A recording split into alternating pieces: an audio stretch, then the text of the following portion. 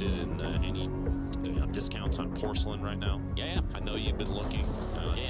A new throne for you, Dude, they have a great special there, Flush, right now. It is buy one, get 3 free. I'm not even kidding. Stop by Flush. That many toilets. You never know. You just put them in storage, and then that's it. Just in case. You head over to the container side of the map, and you store them in the containers, man. I don't think anyone actually does that. I mean, I don't think that's true in the slightest. No one does that. But oh God, Dan and Tinny out here. See if they can clean up just one more. Yep, and there it is. Ooh, Flush down there. For any semblance of new toilets. Don't tell people, Lupo. Back over here, Kentucky McLeod. Looks like we're not alone. 84. Oh, they eliminate Warchi, and I believe that means Dalo has also been eliminated, so they are now out of the first game. McLeod's not looking too hot here. A little under what? Oh, right on 60 HP actually. Do you think you should use the grenade launcher? Maybe just fire structure down? Yeah, just fire at least one grenade, right? Either that or Gotaga's got to get in a position he can kind of put suppressive fire, and that's why he's building up above. Both teammates are there, and Gotaga's getting involved. Oh, wow. What one knock. So the other player has like maybe, what, 10 HP? Yeah, okay. Almost on the nose. Well done. Almost on the nose. Hit him for 6.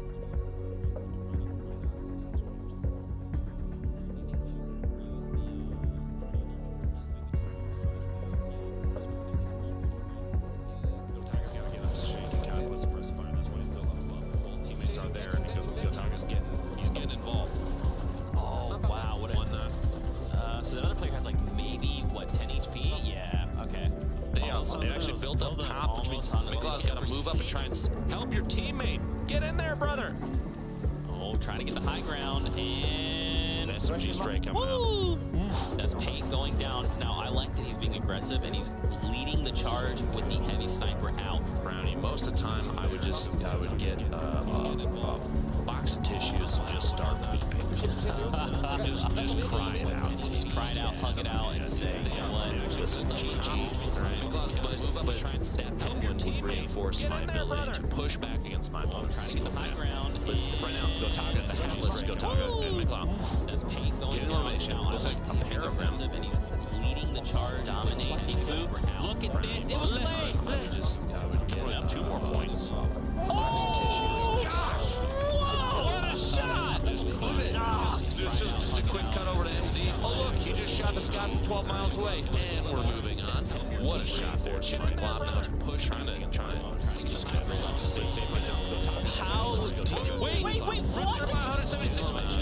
Is this a trio, technically? Because the Penguin has got to be playing with them. There's no way that he's not. Oh, you have a lot of friends coming up the stairs. Oh, as this kid goes down, he finds it. Absolutely. Can't do it. Oh, my God. The plays, dude. 2 HP in a dream. I'm telling you, man, that Penguin is shot for just this stuff. I've watched streams where people will for an hour. Just the snipe on Rody. What a shot. Every time you see somebody third party playing with them, there's no way they plan their approaches just right.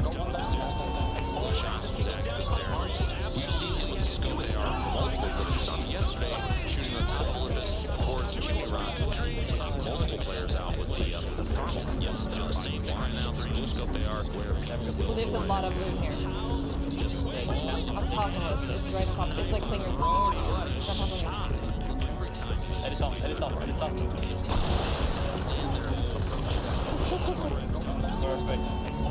Teammates still up there pretty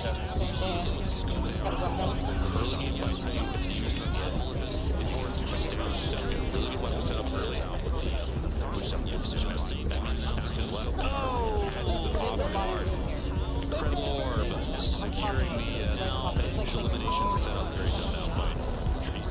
It's crazy to think that some of these players will take a shotgun shot, gets the knockdown, by the way, Dennis, and goes for the thirst, but they'll take a shotgun shot and build a floor before they land on it. Yeah, I've seen it done a ton of times now. Incredibly fast building. So the edit there, the shotgun, the swap, and the headshots coming out. What an excellent push. Well done. Take basically a free elimination there. What a play.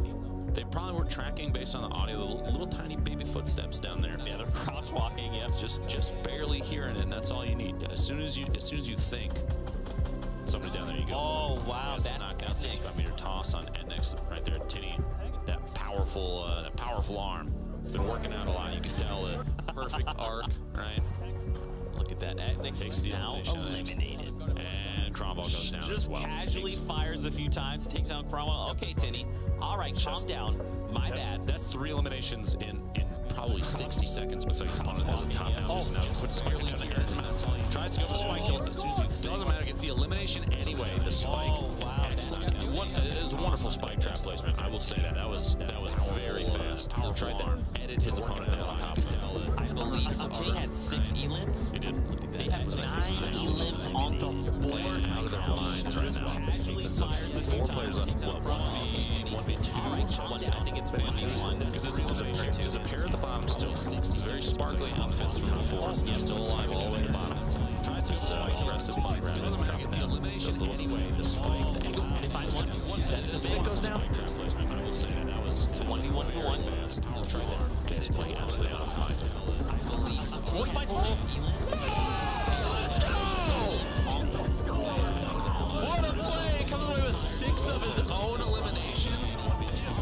Crazy numbers. I think it's there's a pair at the bottom still. 60 very sparkly outfits from before. Still alive all the way to the bottom. Tries to spike aggressive money round. Doesn't matter. Gets the elimination anyway. The spike. The angle. If I want it goes down. I will say that was 1v1. fast. I'll try that. It's playing absolutely out of time. I believe so. Tinny by 6 elims. What a play! Comes away with 6 of his own eliminations.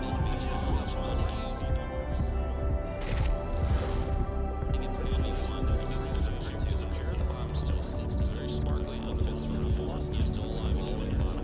Tries to spike aggressive money round. Doesn't matter. Gets the elimination anyway. The spike. The angle. If I want it goes down. I will say that was 1v1. fast. I'll try that. It's playing absolutely out of time. Tinny by 6 elims. What a play! Comes away with 6 of his own eliminations.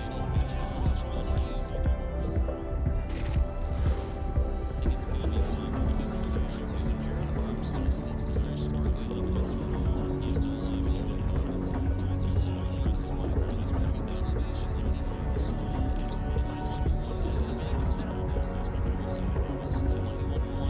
anyway. The spike.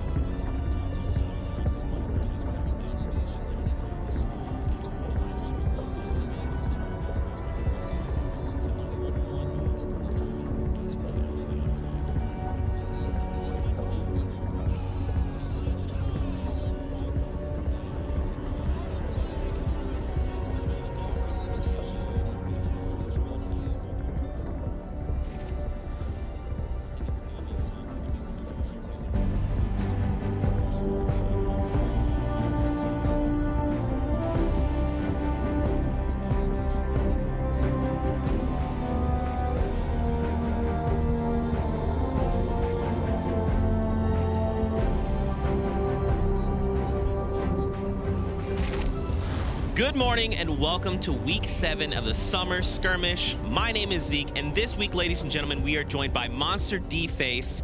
Monster, how you feeling, man? Feeling good, man. I made it in. First off, coming from a player to a shoutcaster for this event, I'm super excited. So thank you guys for having me. Oh man, I'm ready to get into the game today. It's gonna be an awesome one.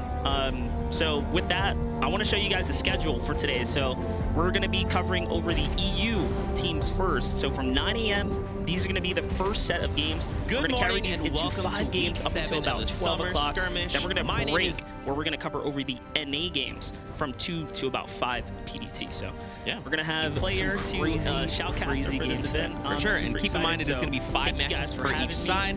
So Europe will have 5, then North America have 5, just like we had last week, which is going to be good for the players, right? With that, you get to play 5, take a break, and then today. tomorrow, refresh, you play 5 more. With every week, we change up the format. So this week, we're going with big bonus.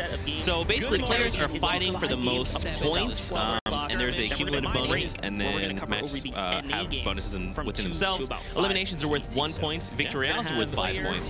Here's the kicker, Monster. If a duo can land 8 eliminations, they get an additional 5 points. And we talked about this before the break.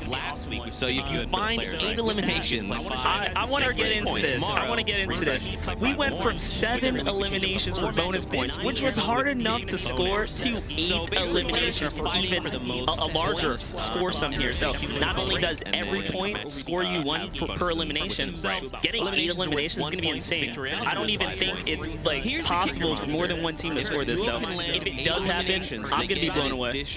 And with that, let's hop into our first game. Ladies and gentlemen, I'm very excited. So hyped. Let's go.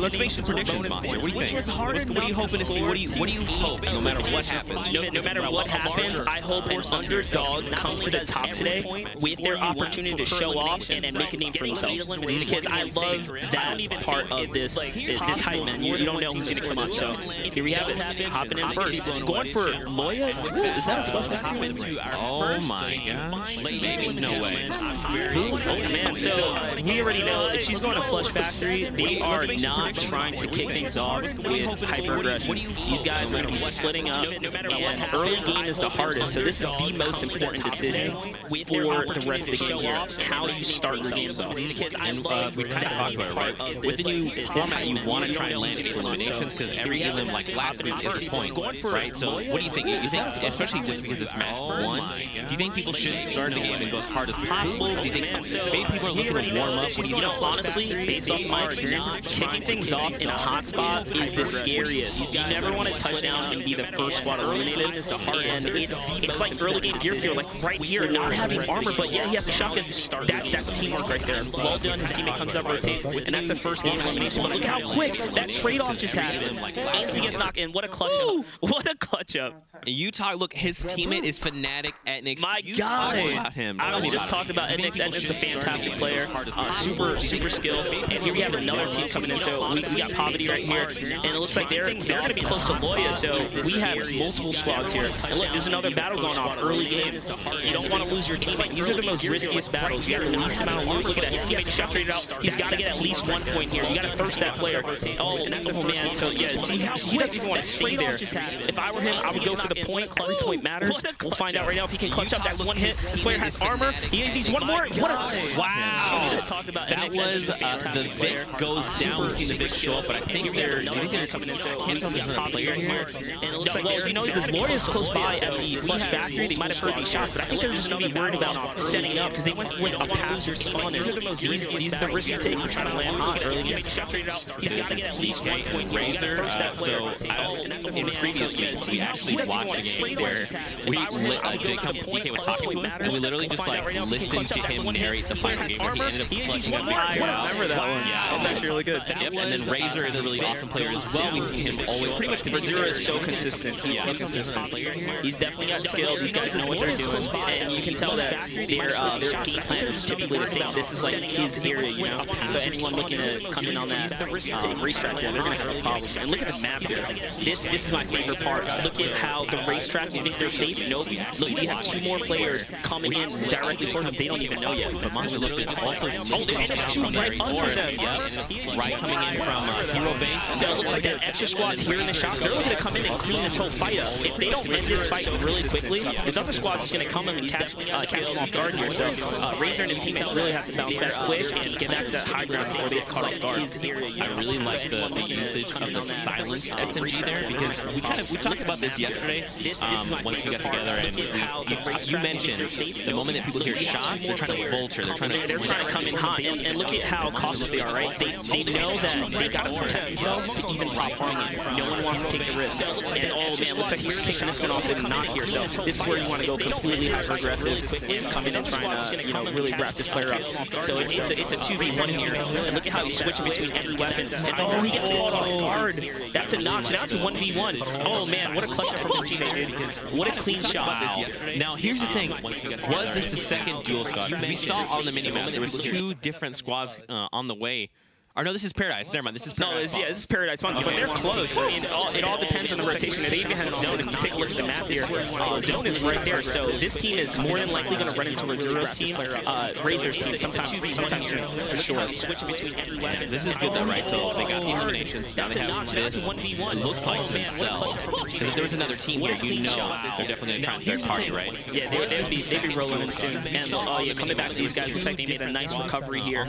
They're this is Paradise. I don't know, man. For me, it's all about materials early game, and yeah, it looks like their gear is okay, but they do a much better loadout. See, they're really short on ammunition and stuff here, so if they don't move soon, they're going to be stuck in one of those weird situations where they can't really jump into fights unless it's extremely close order, because look at how limited they are on that AR ammo. If there was another team here, they got to make a move out of this POI sometime soon. The way we talked about it is just near, right? Flush factory. Yeah, and by this time, with the storm moving, everyone's already on rotation. So if you really think about it, the risk of moving right now is extremely high. But they do a much better load. See, they're really short on ammunition and stuff here. Coming in from the player's perspective. So like, what do you do, right, Monster? So you land, maybe you find some eliminations. How do you start leading yourself and trying to set yourself up for the end game, right? What rotations could you make? Yeah, so there's multiple ways you can approach end-game situations. There are the players that like to go dead center, prioritize high ground, which is a fantastic play, but you have to understand there's risk and reward to taking a really good spot early on.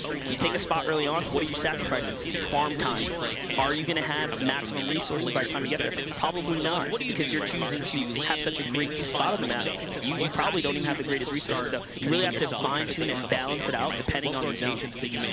Not every game is the same. These things are super dynamic, and you know, it changes from zone to zone. Like, look at these guys here.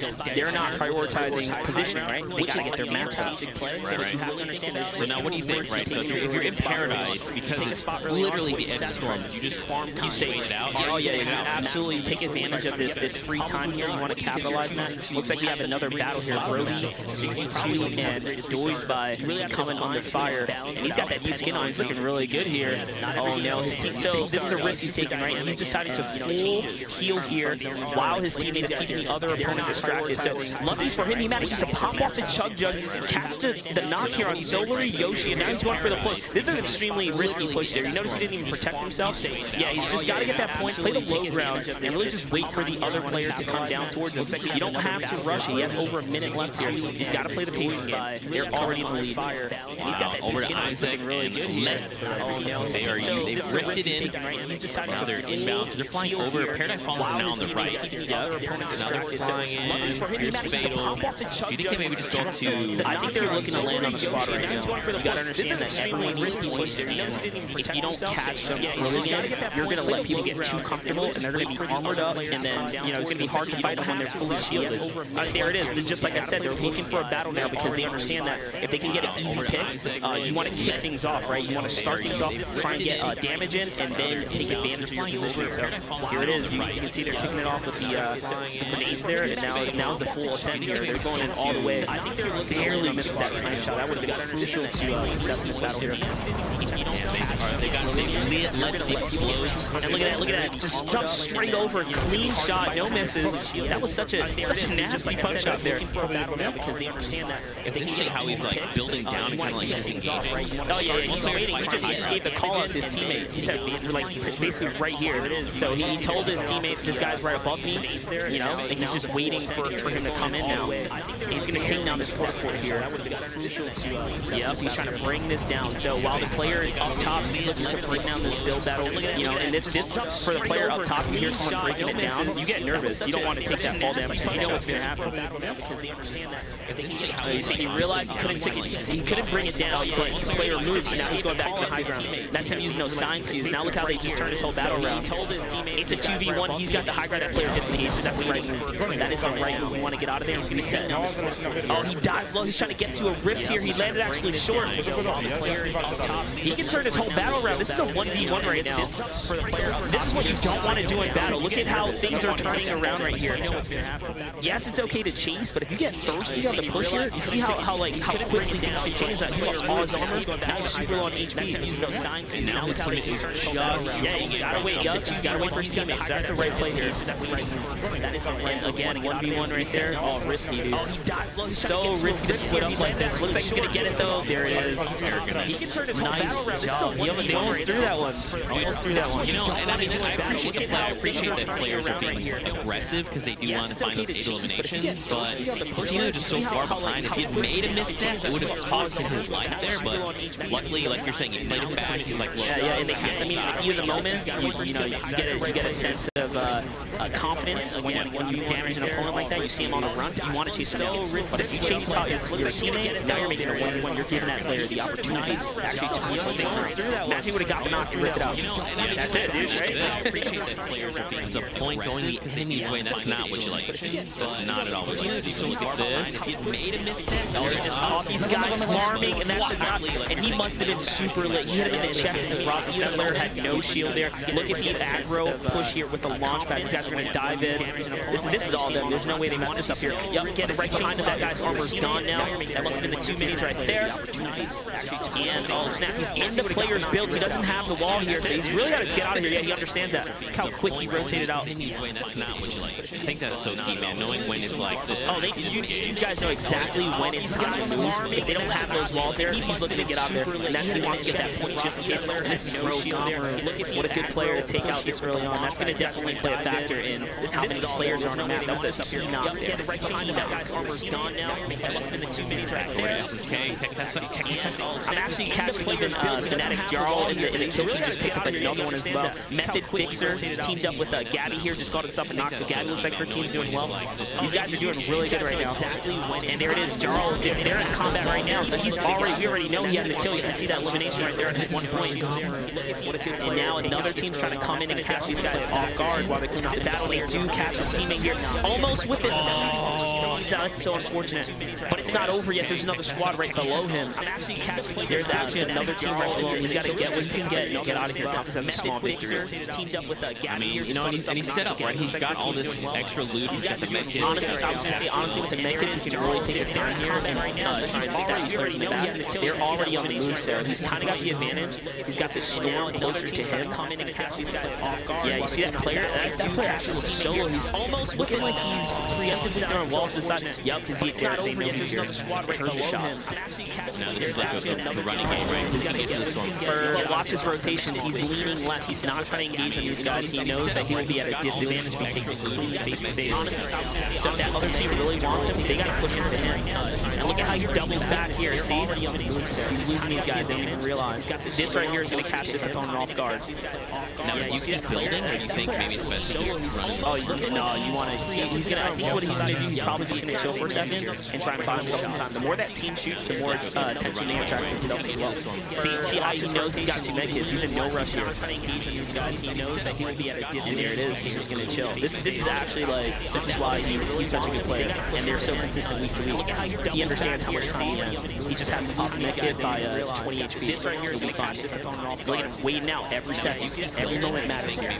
The longer that team thinks he's gone, the better his odds are to get out of here. He actually waited until the last pixel. I don't know if he's going to miss the team med kit.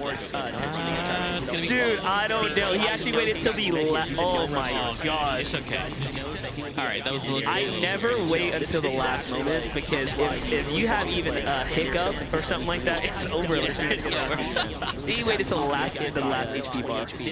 I don't think they know where he is. I think he might be in the clear potentially. Do you think he's going to do it again? Wait till 20? Absolutely. Every second matters here. He actually waited till the last pixel. I don't know if that was the greatest idea to go ahead and fire there, but looks like he's trying to get out of it. He actually waited till the last risk. That was the risk he took. I don't think that was worth it. I'll be honest with you. I never waited land a shot there. So he didn't use first option. He kind of just pick up, use that assault rifle and just pop off. He doesn't even have like bouncers or a launch pad. Like, so think about it. If he gets caught in the next storm, that's 5 pick.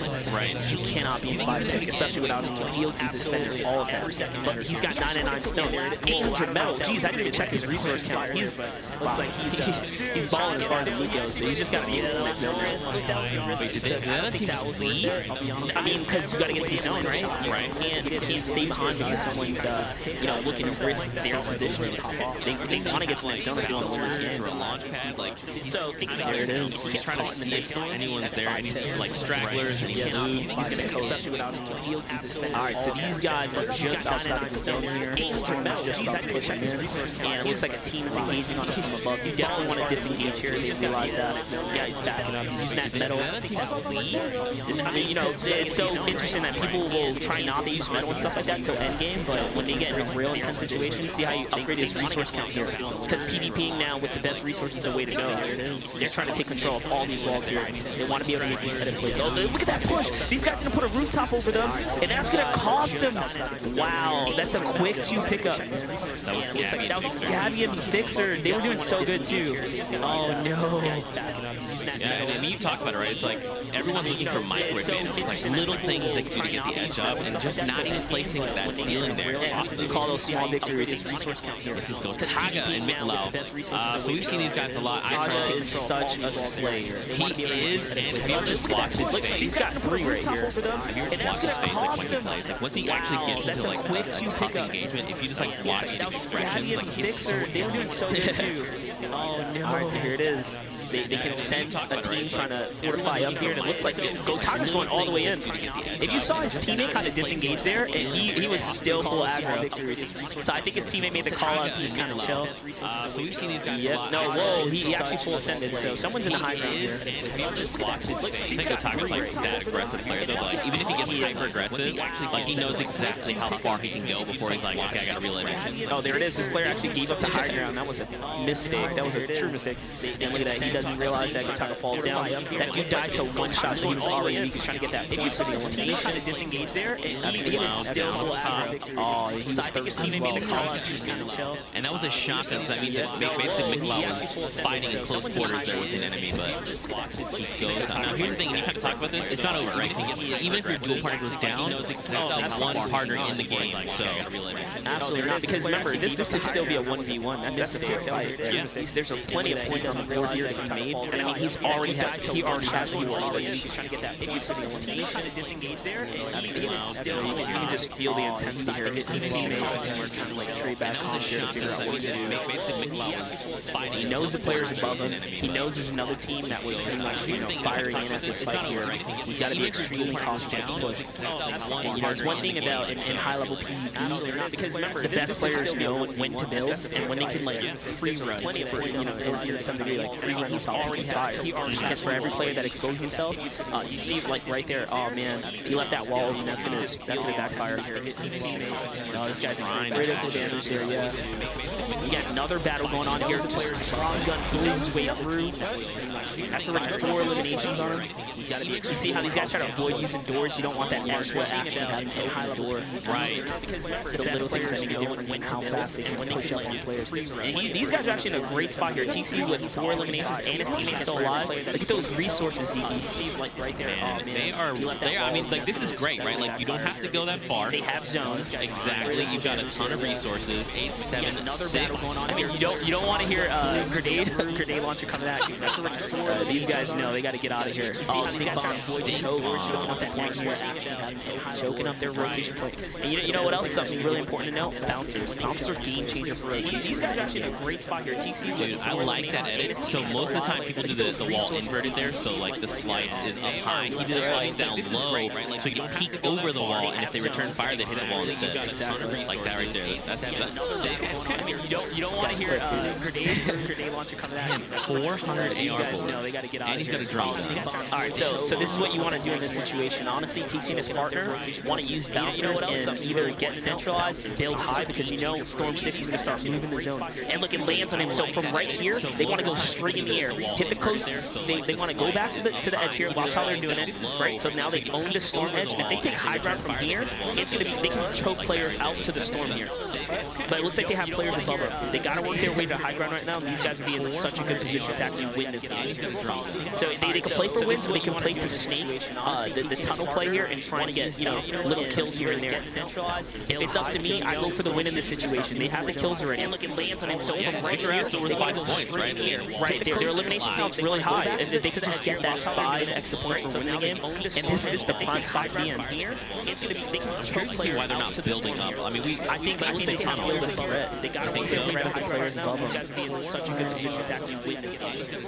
So they can play for wins, they can play to, I mean, oh, look at that. He made a window box and just kills here and there. That's pretty good. He's got to like sneak out there. See, so these guys, in my opinion, they're burning resources here. Because what's going to happen, players are going to rotate into their little caves, right? They're going to really break it down and come in. Especially the update to pickaxes, right? Pickaxes are going to destroy all that stuff. All right, so check this out. See, these guys have high ground. They're in a dominant position, but look at all the space in here. So they're so paranoid down in their little tunnel area, they don't realize that they can just build up here and do what this guy did. This guy's straight up trying to clean up fights here. See if he can catch a weak player to get himself an extra point out there. See, so these guys, he's actually by himself. So he's playing a win solo dolo here. They're going to really break it down. 15 players left. So Monster, I mean, you've been in these situations, right? What are you thinking going into top 20, top 15, top 10? You get a confident dominant without a doubt. Yeah, once you're here, it's almost like you kind of feel a little bit a sense of relief. Like I made it to the end game. Now it's just time to play textbook. You play textbook, you will find yourself, having more success. Especially like right here, you know this guy's by himself up here because they would have already realized, oh, it's only one guy fighting at us. Let's push this, right? Oh, he gets the knock. That guy must have been lit up from the storm here. Oh, these guys are playing a dangerous game in the storm. He's gonna actually get 2 kills, and this is what we're talking about. Even if you're by yourself, it's not over till it's over. Once you're here, look at that. This guy's gonna get himself a point right there. He'll eliminate the storm. He's got to keep that pressure up. This is an opportunity that he probably won't get again. Wow. You know, they're playing textbook. Just vulturing 2 eliminations there. That was a quick one. Look at he just decided to go straight for the low ground. He wants to loot. Already realized, oh, it's only one guy fighting at us. TC and Skewer. Right? Oh, he gets the knock. That guy must have been lit up from the storm. I mean, Star still alive here. Yeah, these guys got eliminations. He's gonna actually get 2 kills. I mean, Kinstar is one of those like unbelievably consistent players. He just always makes it to late game. Like no matter what you do, if this team doesn't win though, they're still gonna be so low in points here. This Aspen squad right here, they've only racked up eliminations. So every play here matters. They have enough loot to be hyper aggressive and try and really prioritize this next zone with that launch pad. I think they got to turn up the gas pedal here and get there. Yeah.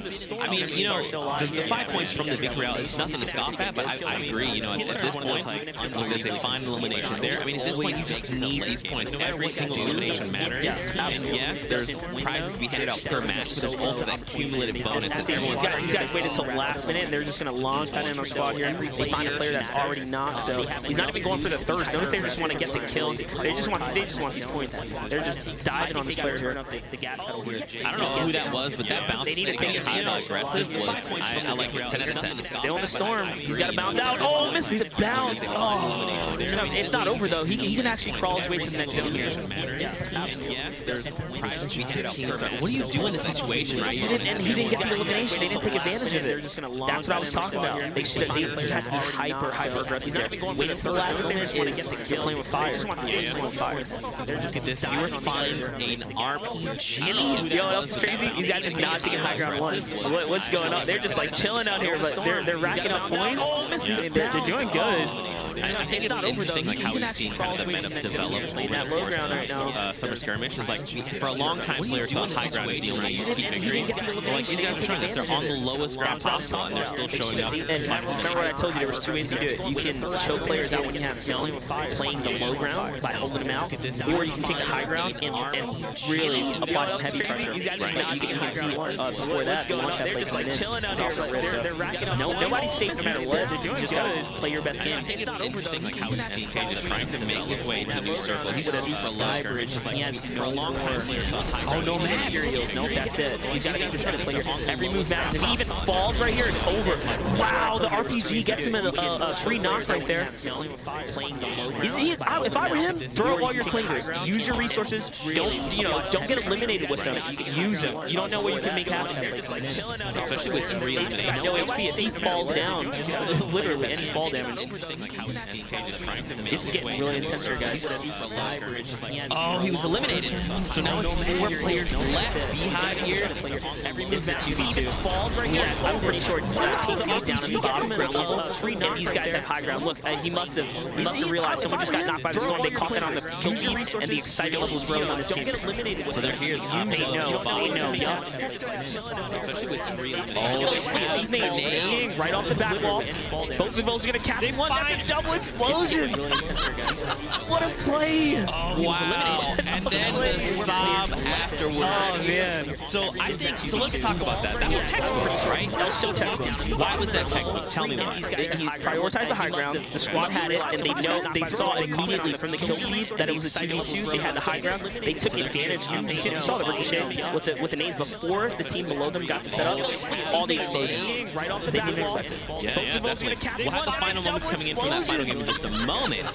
But man, I'm excited. This is only the first game of the it's so what's interesting is that Ford at one point it was like just elimination. Tell me why. It was popping off. Yeah, really did. Do you think that's the way to go though? Like, do you think that's what we're going to see from these games? I've been there. It's so hard to just get in there and steamroll people. You're not going to steamroll them. You have to give everyone a lot of respect in your battles. So playing hyper aggressive for me, I think it's a high risk, high reward. I don't take it. I'll wait till end game and really just rotate on in comfortably and try to clean up battles and make sure I'm in, like you said, textbook, the best position possible. It's the way you carry your squad. Like, do you think that's what we're going to see? Let's take a look at that final moment coming in from our first game of EU. Man, oh man. So Beehive and Blood find themselves a victory royale. A lot of respect. Just bouncing back. So he catches not one, but two, right? His teammate was not. They read that off the storm and jumped in. That's such an awesome play. So that means at minimum they're walking with 5 points for the victory royale. And we saw, I think Blood actually had 3 eliminations. We'll have the final one coming in just a little bit. You can see where the players fell out in the first game. But what were you happy to see there from the first game? My favorite part was the retail roleplay. It was kind of crazy. He was battling under pressure, right, with wood, hit a quick transition, went to metal, used all his metal right away in that situation. That's because he knows the game. Metal starts with more HP, right? He's at better odds to playing defense. And although you sacrifice your best materials, I mean, it was worth it. They got a kill elimination right after that. Yeah, they found that on Gabby. That's right. Let's take a look at the highlights coming in from our first game of the day. Happy to see there from the first game. My favorite That's such a... Oh, this is early on. Yeah. Call the spot right here. Flashback and under pressure, right? Yeah. Hit a quick transition. Went to metal, used all his metal right over at Gus. These guys played so well. Metal starts with more HP. And there was another squad here rolling up. You know, it's crazy. Although the squad fights come in to try and clean these guys up, I didn't even realize this fight started and ended. Right, yeah. Straight up, it was over. Let's take a look at the highlights coming in from our first game of the day. And this right here, clean play, doesn't even expect it. This is early on. Yeah. Call the spot right here. Flashback and under pressure, right? He's like, wait. Come back. Oh man, I'm really excited to see this duo, Tinny and Jarl. Honestly, that was a great game one. You know, it's crazy. Yeah. That was a really good game. It's up 4 games. That was game 1 was great. I didn't even realize this fight started and ended. Right, yeah. Straight up, it was over. Let's take a look at the highlights coming in from our first game of the day. And this right here. Oh, we didn't even see that one. Oh my gosh. Submitted clip. Shout out to whoever submitted that one. Caught that guy. Yeah, don't forget, guys, you guys can submit clips. Wait. We're gonna watch it. If you guys catch on that you know your favorite streamer you want to see up here, I'm really excited. Submit those clips. Do them the favor. Honestly, that was a great game. You know, it's crazy. Yeah, that was a really good game. Dude, there's just so many clean plays. Game 1 was great. So yeah, you can see. Look at how many players are running pump after the change here. A lot of players thought it wasn't going to be a big change. No, that feel of having that high DPS even slightly faster. You know, competitive players definitely appreciate it. Yeah. Yeah. Don't forget, guys. You guys. You know what we haven't seen yet is the Rift. Yeah. The new POI. You asked me what I want to see. I want to see an end game high ground retake with the Rift together. I'm going to jump out of my seat. Yeah. 100%. I can't backflip. I guarantee I'll have so much adrenaline. I'll hit the special here. A lot of players thought it wasn't going to be a big change. No, that's the way to do it. Look here, the final moments. Just like you're saying, off the backboard. See, his teammate was already knocked. He was probably in the middle of the revive. He didn't even realize he didn't have time to react to it. Yeah. And they made the the really quick play there because you see when we watched, they started yelling out like go go go go go because they saw one player went down and then just followed us. Grenades there to play. So for anyone that might just be joining us, and you probably are wondering what's the format, Zeke? What's for week 7? But this week we're going with big bonus, so we're going to play a total of 5 matches, and players are fighting for the most points. Eliminations are worth 1 point, victory rounds are worth 5, and if your duo can find 8 or more eliminations, you get an additional 5 points. So if you meet that threshold, you're going to hit the board with 13 points. I can't wait to see that. As far as the schedule goes, that was just game 1, guys. We have 4 more games, and this is the EUC, so the EU is going to be going on from 9 a.m. to roughly about 12 o'clock after Game 5 finishes. We're going to break, and then we'll resume with NA games later on today. Man, so again, the modification we've made is the prize there is per match prizing, but then at the end of the day, they're also fighting for a cumulative bonus. I love this. I love the cumulative for placing. So this is going to reward consistency top to bottom. Yeah, definitely. We also have a new lineup of players here joining us in EU, so let's take a look at some of the participants and check out some of the duos that are competing. I mean, you know, we saw the likes of Gotaga and Mikolau. You can see Evil One and Say Hello. Vanos and Mitra. We saw Atlantis. They won, what, 3 weeks ago at this point? Actually, before the official event, I was watching Vanos and Mitra. I love the training. I mean, they were slaying the pups. Yeah, they're doing great. I'm very also excited because we saw Isaac and Lair together. We saw Moya and Atlantis. So Majin and Mitra played. They were the duo from a few weeks ago. So now they're playing with different players. Yeah, man, is there anyone here that you're like really looking forward to seeing? I mean, I want to see more of my boy Etnix. I think Mitra kind of come up there. He had a little bit of limelight there. He probably a little elimination and stuff. So I've never seen, like, I want to see his teammate, right? Kronval. Why did you choose Kronval this week? Interesting. So what? Now let's get a little technical here. Why do you make the decision to choose together? Like I know you've competed basically like every. Yeah, for me, honestly, it's about comfortability. You know, believe it or not, I brought one of my moderators in. He's an above average player, but he's just a community member, and we're so cool. We're 4 eliminations away from being top 20, and he's only a top 20 player, which is, you know, it's no easy feat. Like, we were right there with his teammate, knocking on the door, dude.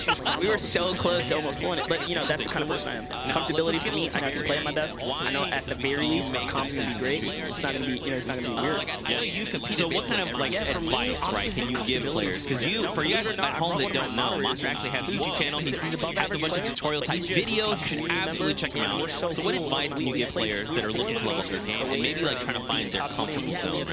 Yeah, honestly, there's different types of playstyles out there, right? I'm more of a defensive type playstyle. I know I'm not the strongest builder. Pinpoint your weaknesses and then play to your comfortability. So the YouTube channel is basically news and tutorial style content. So I try to keep you guys up to date on that. Awesome. Here we go, ladies and gentlemen. We are hopping into our second game for EU, Paradise Palms. Video Joya, the new Season 5. Oh, I love it.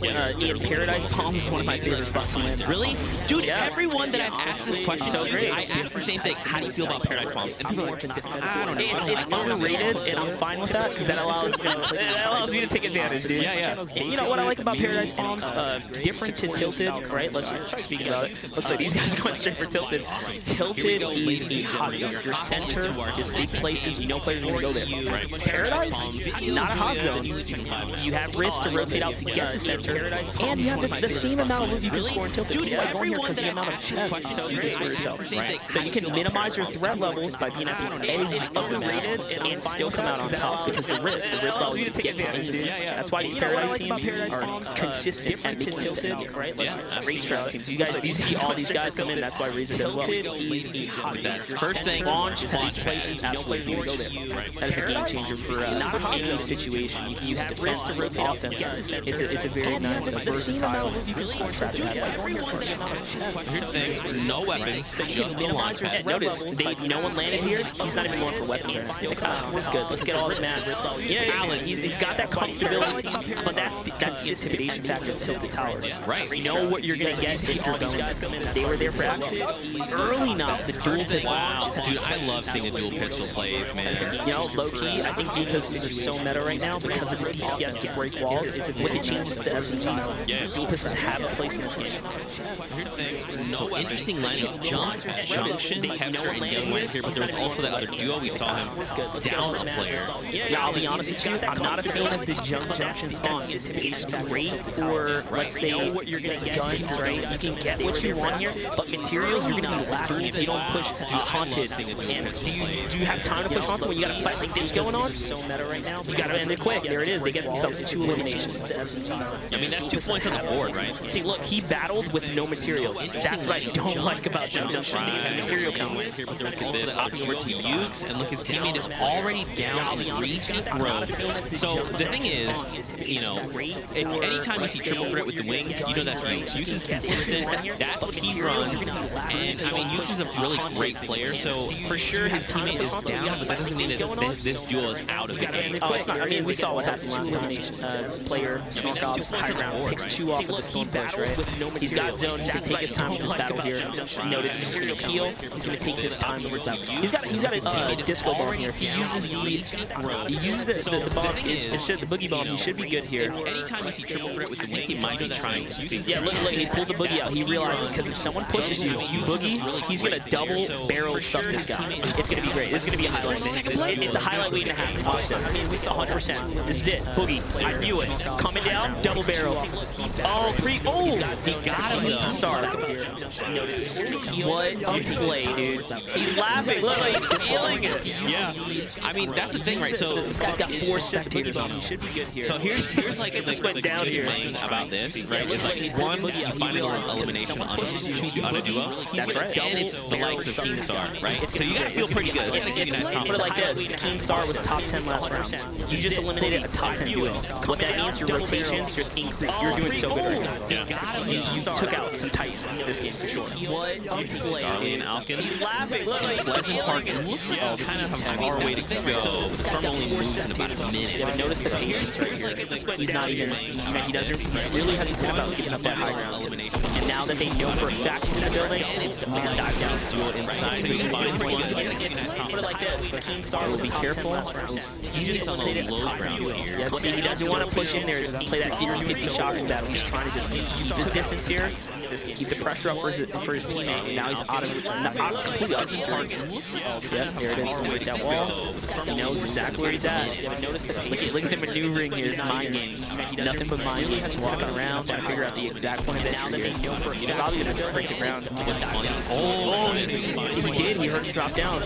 And he finds the elimination flame. You know what I actually like, and maybe people don't think about, is if you're listening in, you can actually hear footsteps, right? So as a player, if you're hopping around, changing elevations, you're actually confusing your enemy, right? Because they hear you in front, now they hear you above, now they hear you below, and honestly, more importantly, you don't want to touch the ground too often. The ground makes a very distinctive sound. So when he landed ground level, he knew. He jumped out right away. At first, he was blue, but before he's in the attic. Once he jumped ground level, that was the giveaway. What I actually like, many people were to dominate and big move. You're listening in. You can actually pretty good. Right? So he's under pressure right here. He's very living on Matt, so he can't stay here. You're kind of turbo, right? Because they hear you in front, now they hear you above, now they hear you below. Oh, he hit him once. You heard the call out right there. You don't want to touch that guy's in critical position. Very distinctive sound. So when he landed ground level, you can hear it. Oh, someone else is pushing him. That was the call out right there. Double barrel eats when he's got a rip to go in his arsenal here. So it's going to be interesting to see if he sacrifices it early on. The other team tries to take advantage. Incredible Orb goes down there. He's going to push that. You got to force that elimination. Use the rip to go. Just do it, dude. Just do it. Just do it. Monster wants to see it. Do it. Oh, no. See, that's what happens when you split up and make that 1v1 play. Oh, this guy's so hurt. He can secure this if he commits here. Lucky him, his teammate's still alive. I would go with the res here. Go for the res. Yeah, pull off the middle, throw the ball down. The dude up top is incredible, right? You know he's hurt. Yeah, he just said come down here. Oh, yeah, he didn't even push that. This is so rich. Look at he wasted valuable seconds here. Do it. Do it. Valuable seconds. Do it. I mean, and we talked about this a little bit, right? As you're making noise, you're drawing the attention of other players. So his teammate needs to fall all the way. Yeah, this is a good call here. Okay, now you box. Okay. It's okay. Now we're going for the revive. Who's going to get pulled out? Okay, no, the enemy's not giving him that time, right? Oh no, you're right. Dude, pull out the... Oh my god. It's the elimination? Free firing. He didn't Pre-firing wall, caught it right there. That was so risky. 18 HP, and he has to do that. Oh my gosh, dude. All right, so now once you get your revive, just move the rift on the go and just use it. Monster still wants to see it. Oh, he did it! They're out. Okay, so if you guys at home, Go for loot. This is out. Whatever, let's get out of here. Make too much noise. So for you guys at home, this is a new item in the game. You probably don't know about it, but let's talk about it. So you've seen the rifts around the map. Now this is literally a rift that sits in your pocket. Once you pop it, okay? I just pop it. That was crazy. When you activate it, it literally creates a rift around you. So like, let's say there was 4 people. We actually put out a video about it. But if there's 4 people in this game, okay, and then they pop it, everyone is going. It behaves like a rift. So literally, you just create a rift anywhere you are. This is a new item in the game. You probably don't know about it, but let's talk about it. I think final end games be like rift. Right on I think it's the best utility. This is literally a rift that sits in your pocket. You know, early on, we looked at like launch pads as the best thing to find. When you Rifts are so much more versatile, in that you can use it in build battle while turtles, right? You can, and the way Rift works in comparison to Launchpad, how low you can die is elevation. You can literally touch me down on a player's display in a build battle. Right, because Launchpad you can't do that. Yeah, you can't. You use a certain threshold that you have to kind of play your shoot at. But now with Rift, we're really changing that dynamic up. So if someone hears someone launchpadding in, just imagine what they think, right? If it's a Rift pad, launchpad, or a Rift dive, you don't know. You just hear this sound. It's going to be harder to kind of make that adjustment. Look at this. Spanos and Mitra, they're finding themselves here in a close range battle. And it looks like someone else is sniping at range. So there's no they're engaged right now with the duo. There's someone else trying to third party. It's Kevster. Kevster goes down. So now we have to see, is Mitra going to commit here and make the elimination, get the point? I think he has to dive down to get that point right there. You just hear this sound. Where's his teammate here? I believe the enemy's team was very down low. Okay, so they're here in the bottom. Trying to blow the stickies here. What lands down there? He gets the knock one. And oh, he didn't actually get the teammate. They're engaged. He's going to go back to the high ground. Yeah, it looks like teammate nice little third battle here. It's Kevster. He needs to be careful. Oh, wow. Okay, so Young is eliminated. That was pretty clean. You know, I like that he separated. He then used the clingers. Now, the enemy there was smart in saying, like, I hear clingers, dude. You're dead. It's either we both go or we stand a chance to keep separating. But Mitro says, look, I've won this before, so this guy's got a lot of pressure on him. He actually just picked up elimination, clutching up, because he's by himself here. He's going to go back to the board. Yeah, he wrapped up the team by himself just now. Another team's trying to come in and get him on his feet. Oh, look at this here. These guys are full descending on the squad. There's actually multiple teams here. He's going to be able to get this high ground here. The player's boxed up. He's not even trying to replace the wall. He's just trying to bully here. Bully is the best thing. Best as he can. There it is. He takes it out. It was Tinny. I've won this before, so he played good last round. So if his teammate gets taken out here, then elimination is going to cost him. So Light can do finds and eliminates Tinny there. Just that point gets the max. The build battle going on here. Who's going to take the high ground? Look at this here. These guys are getting back to Skype. Skype's still alive. He actually turns the tables with no HP, putting pressure on his opponents. You can see he has C4 in his arsenal, so he must have used C4 to reset this build battle. And now he's got the high ground over this team here. He's got a player to his right. If he lets him breathe for too long, they're going to gain the confidence and bounce back after they heal. His teammate gets taken out. Exactly. I mean, it takes 2 seconds to cop a mini for both, so he's got to make the decision to push or pull here. Mitro and Spanos, they're at the edge there of Loot Lake. Now, Storm is coming in, but it looks like they're coming in very slowly, so the circle must be very close. You can see he has C4 in his arsenal. I've noticed in the EU scene running much more double barrels here. Look at how many players are running that double barrel. And honestly, it's not a bad idea to like mix up your loadout with your teammate. Maybe one person run Juggernaut with that super heavy close quarter DPS. He's got to make the decision. And that's the thing, so we've kind of seen this meta develop a little more with the double barrel, right? Because it only has 2 shots, it's a very long reload, but man, that damage up front is so front loaded that if you catch people wrong, like in some cases, if they're low enough, you just instant down them, right? Like, oh yeah, even if it's 25 shield. Look at here, players are running that double barrel. Like literally, it's like hearing someone pop off with the heavy sniper. You don't want to get shot by by that. You're gonna free wall just in case. You don't want to risk it. You hear someone with that double barrel, you don't want to close quarter hit. This meta develop a little more with the double barrel, right? Wait, only has 2 tower. It's a very long. I think they actually cleaned up the Pleasant Park team too. Oh, look, so Reckons actually joined in on this fight, but someone else got the elimination. Oh, look at this. Look at this battle here. Gotaga TV falling down with his teammate Mikola. So it looks like Isaac Lab and his squad mate are up into the air here. Yeah, so Isaac's teammate was Lay. Lay is down, so now it's a 2v1v1. Reckons has the high ground. Oh, Reckons is by himself, right? Gotaga and Mikola are down low. So you know who's the most player at risk? This guy right here. He's at the most risk here.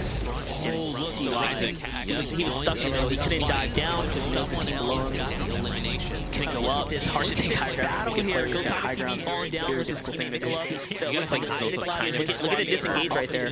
You got to think this is also frustrating for Mikola and Gotaga because they missed out on an elimination. Right. Yeah, so it's one less point to have. I mean, and them playing so passive, Reckons backs off. Now Reckons rotates into a whole nother squad here. Gotaga's going to hear this. These guys are going to come back, I'm pretty sure, from their defensive stand right now. This guy's going to get shot. Look at this. Oh, blocks out the high ground, makes a quick edit. Look at how swift oh my gosh. So that's player right here on the left end. Separates the teammate. This guy's insane. He is turning up right now. Gets the point there. All he just has to play defense right here. Exactly what he does. He's gonna chill, get his armor back up. Ooh. Shielding back up. That's the slurp, and he's got 2 of them. I like this stuff. Doing all this with a great tactical, mind you. Mind you, great tactical. And he's getting chunky points here.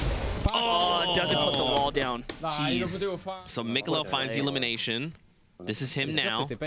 And now there's actually one other player. So there's another elimination on the board here. It's exactly what I told you. Gotaga was going to hear that the player disengaged, and there was a fight going on right there, coming in to clean things up. Oh, man, look at this. And now they have a slurp so that he can pass that over to Gotaga. Honestly, I was just going to say, he doesn't realize the other player's still there. Oh, dude, he gets this trade, right? Because they thought, they got the one player they were fighting. Yeah, they must have thought it was a 1v1. That's Reflection that they're engaging right now. Honestly, Gotaga has to back up Mikola here. He can't let Reflection continue this pressure. And there it is. He's doing it. So now it's time for him to make the move. Oh, I thought he was going to he's choking up on the edits. Looks like he's just playing it kind of safe here. He's going to go a little bit higher. Oh, and he finds Reflection. Doesn't miss a shot. Doesn't even miss a shot. Did that while jumping. And his reward? A gold heavy? Okay. Talking about the heavy. Dude, I mean, if anyone knows how to use this gold heavy, ladies and gentlemen, it's actually Monster D-Face. We watched last week. I'm gonna hype. Oh yeah. Monster landed just this disgusting snipe last week. Feeling it. I was in top form last week. I think what I appreciated about your snipe too was like you were moving and you just looked to your right and you pulled the trigger and without skipping a beat you just kept moving. And then your teammate KP was like, I didn't bat an eye. I was like, yeah, we got that. Let's go. Let's get that. Let's go get that. So I told her, and it's something that you have to you make that decision in advance, right? I see that the player keeps, hard peeking me, overextending, and I let him gain the confidence to do it again, and I baited him into the shot. So I had my crosshair pre-ready on the flick, turned to the side, bopped him in the forehead. Wow, dude, that's the thing, right? Like, this is all one big mind game. How do you get the players to do what you need them to do to lock down Elam? Oh yeah, it's a game within a game, and the way I see competitive Fortnite is like 99% decision making, 1% battling, honestly. Really? You just choose the right battles, they're gonna end, and they're gonna end in your favor real quick. So do you think that battles are like almost like predetermined, like the battle's won before the battle happens based on your decisions? Most of the time. Okay. Because at that point, the only time you make a mistake is if you make the mistake, right? You mess up your edit, you mess up your play, because you know when you have something, and in your mind, you know how you want to execute it. Like right here, he knows he doesn't want to dive down just yet, right? Look at him replacing the walls before it happens, ricocheting these grenade launchers. He doesn't want to give it the high ground. Look at how he's holding it, textbooking this this battle here. He's going to try and break down. This was an enemy-controlled floor, enemy roof here. He's replacing that. Quick replace. Takes that one as well. Oh, wow. But that tells him that the player's not there, right? For him to grab 2 walls like that, it's extremely hard to do. See, look, the player was outside making a move already. Ooh! The jump shot with the heavy shotgun. He's got that. This thing's so lit. He should have dived in on that, honestly. Oh, he catches him before he touches down. First shot accuracy. 100 range there. I mean, that was basically like a pixel, right? That player was so far away. There was no way. And yet they find. And look at that loadout upgrade. Now have himself a epic assault rifle here, a gold heavy. So good. Oh, here's our last game winners, Beehive. And Blood, they're inside the circle. Oh my, did you see that eliminations here, but gigantic? look at how they're playing to win. Do you see that gigantic structure there coming in on the east? Like, look at that thing. They respect it too. You see the walls he's putting up? Just so he doesn't get shot in the back, using the ramps to give him a little bit of comfortability on moving back there. Was that a rift to go? I think they're just holding an actual rift spawn there. Just in case, right? Right, yeah. This is another strategy. Oh, that's Loya! Oh, no. Unbelievable. So hard to defend against the grenade launcher at this range here. Oh, look, I was just going to say he keeps pre-peeking the same spot, and another team took advantage of it. Yeah, they see that. He's lucky that that guy didn't have a sniper, actually. So Loya goes down there. I mean, there's still one player there, right? All right, look, the dude's still trying to build metal all around. He is determined to save the rift. Yeah, he's like, this is my rift. My rift. Yep. Oh, these guys are not with it. They're coming down for that. They want that. They want Loya's loot for sure. Here comes the bully. He's in the box. I think he just confused himself. Oh, no, he's on him. He's on him. He took the rift. Okay, so they've got 10 seconds to make the decision. Do they follow up? But you know what? It wasn't even worth it. They just lost positioning on the high ground. They got 60 mats off that. The teammate already scooped everything. Yeah. Rifted out. And then rifted out. Over to Archangel here in Jam side. We're watching this guy ricochet these grenade launchers off of everything. Yeah. And that's what you got to learn how to do, shot. Right? Oh. Almost makes it in the window there. That guy just lucked out. Monster, check out this map. So now we can kind of get a more detailed view, see where players are. Everyone's on top of each other here. Oh, Beehive is actually on a rotation here, and you have Imperial coming from right underneath him. No one is safe. Everyone has a squad on them. And there was like a dry spot on the map there. You notice like it's kind of an empty a zone, but it doesn't even matter. Every team right now has another squad right on top of them. 19 players left, mind you. Storm's moving. So now they have to rotate over to the storm, right? Because the new circle's within the storm. It's not too far. And realistically, like the way the storm is going to move, you know, they could bide a little bit of time. I mean, they still have 50 seconds to wrap up this battle. Notice how they're replacing as many walls as possible here, forcing this player to get lower and lower to ground level. And they have bouncers, so these guys, although they're far from the next zone, they should have a like relatively smooth rotation. So what does that rotation look like? Tell me. Honestly, these guys are probably going to build up a couple layers. Oh, actually, it has a bouncer as well. Yeah, they're going to do a mega bounce here. Yep, they're going to set up the bounce right into the launch pad, get the super high elevation, and they're probably going to park right underneath this big base here. Here you have it. Going to park right here, get themselves a nice little, you know, high ground. They're going to play right off this. Monster, something I want to point out is this player here has 5 eliminations. You can tell because Unicorn is very excited. Look at the colors. Yeah, the Rainbow is sitting here saying, I have eliminations, friends. That's right. Gotaga and Mikolau on high ground across the way. This is not where they want to be. 1 second on a storm. They have such a long rotation. No bouncers. Yeah, they're just going on foot. They're going for it. They probably should have made this decision to push a lot sooner. But, I mean, every squad's got to go, right? And that's what I talk about, preemptively baiting a team out.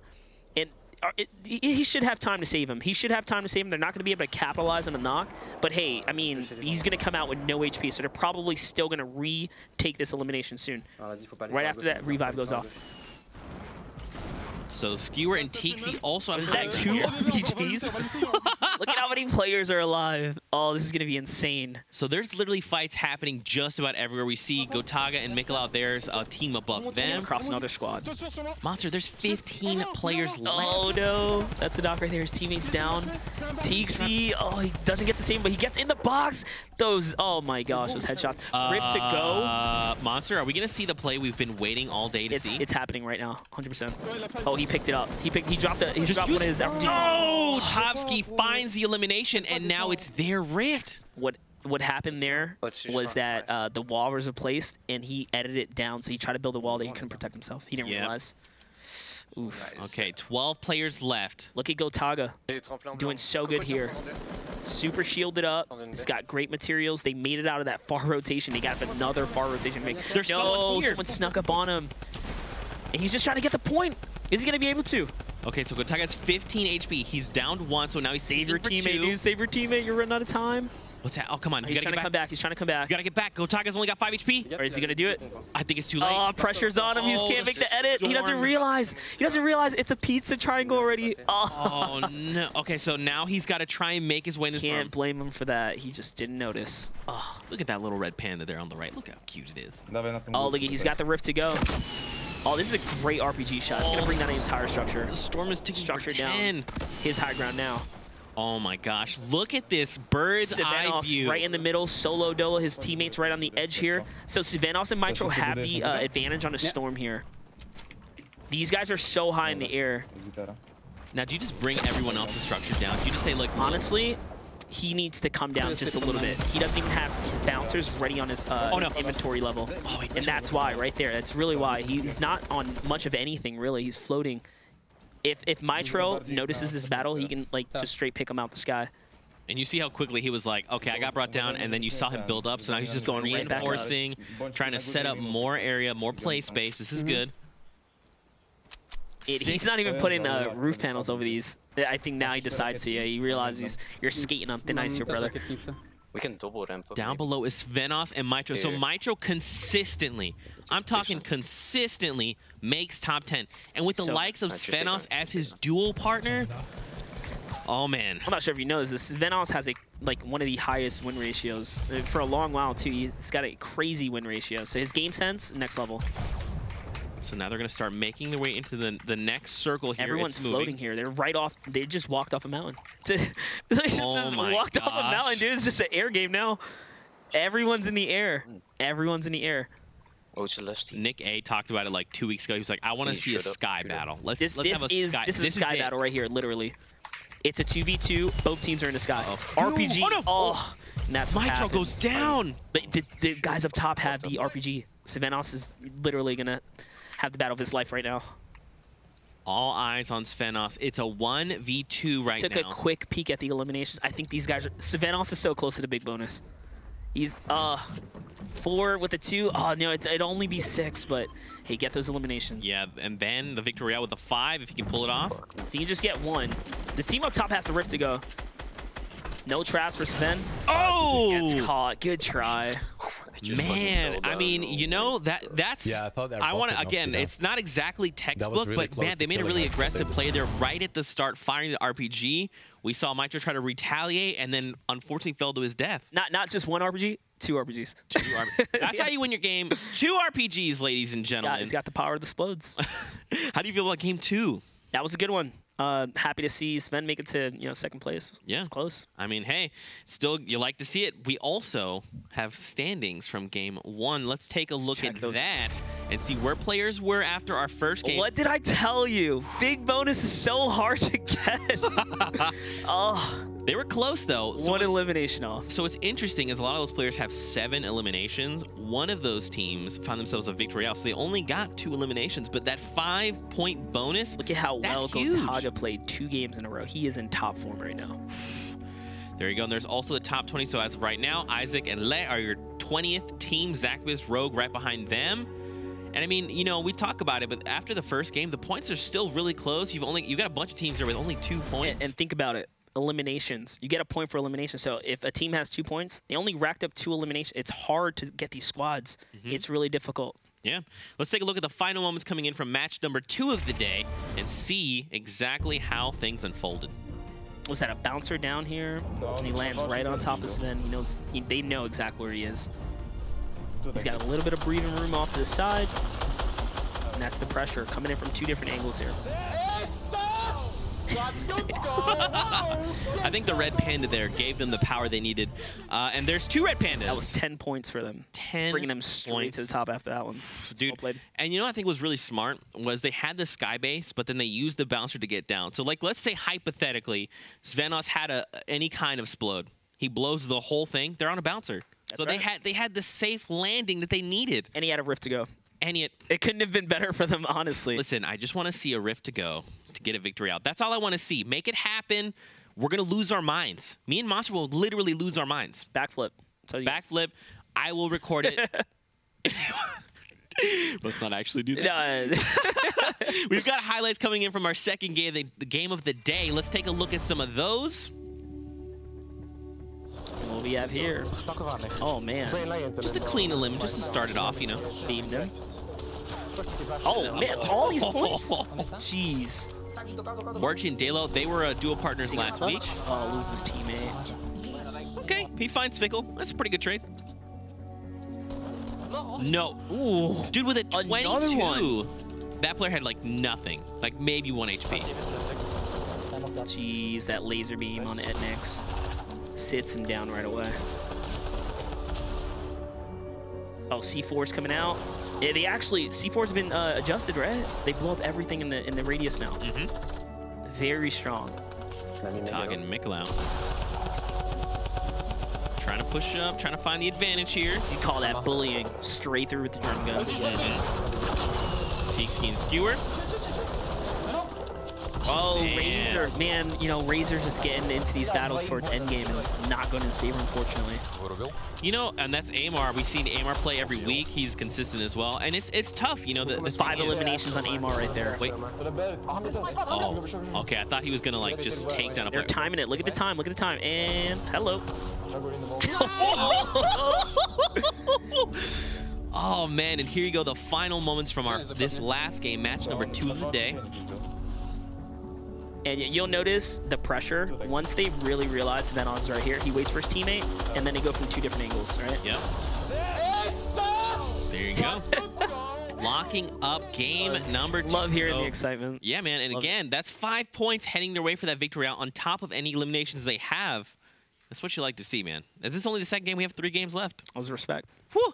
For you guys at home, how are you enjoying the action? Hit us with the hashtag Summer Skirmish. What do you think of the big bonus format? Send us your favorite clips, your favorite moments. We'll take a look at them together and obviously talk about how amazing Monster is and how he's helped you level up your play. Because, I mean, this guy's going to teach me a lot and already has. I honestly hope you guys enjoying the breakdowns. These fights are intense. You're looking at some of the best players in the world. So I'm honored to be able to, like, kind of go head-to-head with you you players out there, man. Yeah. Shoutcasting's fun. There's a lot of awesome players. We also have a Twitch community clips, I believe, that have already been That submitted. is what I want to see. Yeah, we'll have to get. There's a lot of gold out there. Community, honestly, if you guys see something you like, send it in. Send it in. And we'll talk about it. If it's not from the stream, we'll talk about it, and we'll actually have Monster break it down for us. Talk about that high-level micro play. So what do you think, man? We've seen 2 games. What is something that you haven't seen yet that you're hoping to see? Now, this is outside of the Rift on the Go. We're putting that on the table. We want to see a Rift to Go to win the game. What I will tell you, you already noticed the difference in the loadouts. Last week, Klinger heavy meta, already shaken up. Last week, heavy shotgun meta. You see a lot of pumps out there. People are going back to their comfortability. So just off the loadout differences, I'm already getting a sense of change in the way competitive play is happening. Yeah, we're seeing it, kind of evolve in front of our eyes here. Yeah, definitely. I really want to see more tomatoes. I want to see the new Tomato Town. Who's got the tomato skin? How about that? Yeah, man. Throw it on, guys. So for you guys that maybe don't know, there's a new POI in the game. Right. It's new Tomato Town. Go check it out. I'm not going to tell you anything about it. Tomato Temple. Tomato Temple. Go check it out. It's going to become a hotspot, I promise. Also, Tomato Head is actually back, because remember, he rifted away. He's got war paint now. It's crazy. He's leveled up. Go check it out. Take a second, land there. Just be surprised. It's pretty new. It's a cool spot to be in. Sure. So let's talk about this. This is something I want to talk to you about. You've played in just about every week. Yep. Right. You've seen things. You've competed, and now you're here on this side. What has this side kind of like shown you, right? What information have you learned in just these 2 games? Because we still have 7 games throughout the day. Threat levels, right? Ooh. When we get to see that world map, when you're in the player seat, you don't know who's around you. Now sitting behind the seat, here, I'm gaining more knowledge. You just realize that when you feel like the hairs on your neck sticking up, someone's nearby. No, they're nearby. There's players everywhere, and it just gives you a better understanding of how players move around the map. Yeah, for sure. Is there things that you've seen players do that maybe it's like, I don't know about that, or maybe you're like, no, you guys, this is the right thing? So far, I've kind of, if you guys notice it, like when I say, oh, this player should probably dive down here, they're like doing it. And it's because these are the right maneuvers to make. And players are playing out of their mind, even on the defensive stance. You know, it's hard when you have two players kind of pressuring down on you. I mean, these guys are surviving for quite some time, so it's pretty impressive. Yeah. How do you deal with situations where, like, we kind of call it third partying, right? You're fighting one-on-one, and then some other team joins in. We kind of saw that a lot in this match too, specifically. We saw it in round 1 specifically. DK, as soon as they finished the battle, protected himself, healed quick, but went straight up to the high ground and just kind of scouted, made sure that everything was safe. What you want to do is you want to realize the longer your battle goes on, you know, subconsciously, your threat level is going higher and higher because you know other people want to come in and clean things up. And if you finish your battle faster or fast enough, a team will back off. So DK should have gotten pushed by that squad, but they got the eliminations quick. And the guy said, you know what? This is kind of like just a fair 2v2. Do we really want to go in here? Right. Probably not. So they backed off. Yeah. What kind of micro advantages, right? Because like this is kind of a term. I call them little wins. You know. Little wins. Okay. Little win. You know, you got a little something right there. That's a small win in its own. Take it. Yeah. So, even if it's one. So like, what is a small win to you, right? Like, what is, because I for some people may not know this, but like micro advantages, right? These are little advantages you get to like get an edge before taking a fight. It's something like Not Vivid and I talked about. Shooting a player while they're pushing you. You hit them once, that's like a mini shield. Right. You hit them twice, that's a big pop. That's a small win before the battle is even really broken out. Yeah. You're already winning. You're gaining small advantages. That's how you win a game overall. Yeah. Here we go. Hopping into our next match today. I also. Oh, we got I don't know if you know Rogue this. Gamma right here. I don't know if you know this, but now a feature that has been added to the game, you can thank the bus driver. Oh, dude. I thank him all the time. You know, I appreciate. Yeah, he works all day, dude.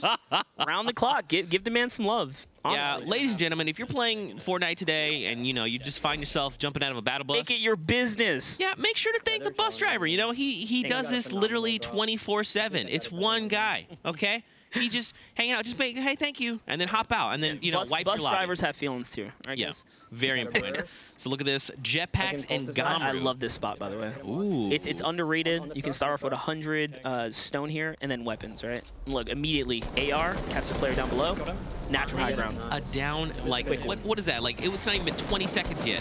Headshot. First shot accuracy, look, cleans him up right away. He's not wasting any ammo there, notice. You got to think Gamru's like, yeah, what's up? I got to find and a big grenade launcher. Mini and a grenade launcher. That's great.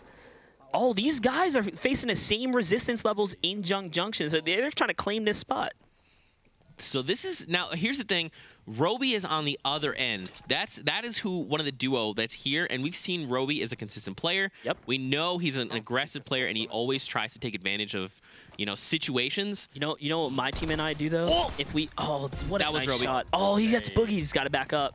Run. Yeah, increase that distance. He tries to get in the push there. He gets a headshot. He clutches up. Oh, what a shot, dude. Oh, literally crouched, pops him in the forehead, gets a heavy crit, and then body shots him. That was on crazy. top of being boogie monstered. With the disadvantage, that's accuracy. That's what I don't have. I don't have that crazy shot all the time. Man. So check this out. This is Zacubus. He's an old Unreal Tournament player. It's really good. And this is Lupo last week talked about it, and Zacubus tweeted us. But you see that lamp in the background? Look at it. It's just like a little person holding up a little lamp. Dude, it's holding up his style, because this guy is swagged out right now. Oh, yeah. Gotta love it. Very dapper young man right here. Appreciate that. Yeah, Zacubus coming in. Was it not like Zacubus was one of the first dudes that did like rocket riding, right? Yeah, one of the first ones. That was great. Ooh, nice boogie. That was a point. Yeah, sting bomb. I thought he had a boogie for a second. Look at that headshot. Oh, that was Yoshi. Yep. So Zacubus finds a lich. I mean, that's what I like about the new stink, not the new stink bombs, but the stink bombs in general, is you just use them and you're flushing people out. You're kind of forcing them to move uncomfortably, right? It looks like these guys might have just disengaged from a battle. You can see his teammate is pretty weak. He's dropping some meds now. Gold double barrel.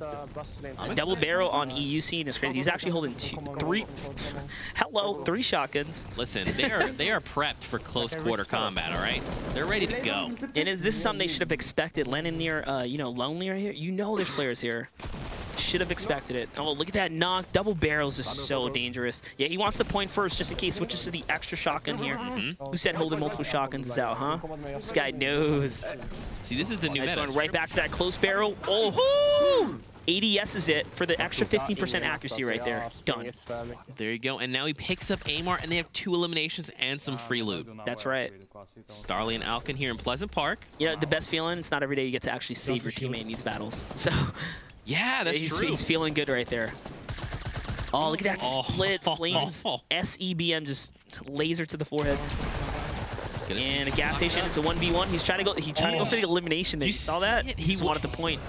He's like, I'm taking you with me. I mean, and that's the thing, right? Because we talked about it. Every elimination matters, and you only get the point if they are actually eliminated. They can go down, but they can get revived, and then your team doesn't get that point. So it's important. Finish off those eliminations. Mikalau and Gotaga in Lucky Landing. This is where they've been surviving through Lucky Landing, huh? I mean, hey, man. Look at this loot here. He's got extra shield on deck. Oh, my gosh. And another double barrel. We're seeing a trend here. Yeah. We're catching a heavy trend here with these double barrels. They're underrated. Man, this is I would, if I left a POI like this, okay, 2 more minis. Hello. Yeah. So essentially, they could full heal their shield twice. Multiple times. That's right. 2 minis, 1 half shield. 2 minis, 1 half shield. And that's where you want to be. For me, I do prioritize heals in these competitions a lot because you will be in those close quarter combat more often than not. Yeah. And of course, you got to expect to get pinged pretty often, right? Like you're rotating, you're going to get hit. So you just want to heal. Now, what's the rotation look like coming here from Lucky Landing? Because they're in the zone, because you can't see the circle and there's no line. They stay and they farm. They farm so hard. Yep, because when you get the zone in like a competitive setting, you're happy. You're actually, you don't have to rotate too hard, right? You don't have to risk exposing yourself to travel very far. You can kind of play your zone and get heavy materials and then take advantage of that later. See, this guy, he's even breaking trees, right? He was full breaking them for a second there. Oh, he spotted a player off in the distance. And, you know, it's funny because when rotations or when the zone is like this, players change. It's not every day you see players on the coast like this, right? See, these guys are staying to farm, where typically people wouldn't be down here. And that's a headshot. Oh, my God. Wow, 141 meters. Respect the shot on Mikalau here. That was actually insane. Yeah, they're going to push it before he gets the heal up. Yep, now Mikalau. I would have dived to the right. Honestly, it would be a faster push. But looks like he's just going to take the natural ground here, stay super, low-key for a little bit. Hey, look, his teammate is flanking all the way from the right across bridge, Monster. I was going to see it. Let's see if he even built. Oh, he leaves it open. Oh, my gosh, that was a headshot. Wow. Mikalau. Mikalau in top form here, guys, to be respected. And look at that, a teammate. Looks like Gotaga wrapped that up right from behind. Unbelievable. Mikalau on point right now. I'll say it for Mikalau. Clip it. Clip it. Sky by himself in Pleasant Park. He's at minimum fighting another player. This is why I like being in the caster seat. Look at all this pressure this guy has. He's got to make the plays. He's by himself. Now, is this a solo? How quick he takes the high ground. Ramp floor. This guy can't even react here. And this is how hard it is to take high ground from a great player. He'll keep elevating himself over you. And you kind of have to hit a point eventually, right, where you go, look. Realize it's too high. Yeah, and you just need to disengage. Look exactly at that. What he did. And the zone's coming. HP, everything matters here. He can make this trade. He's got to hit the shot.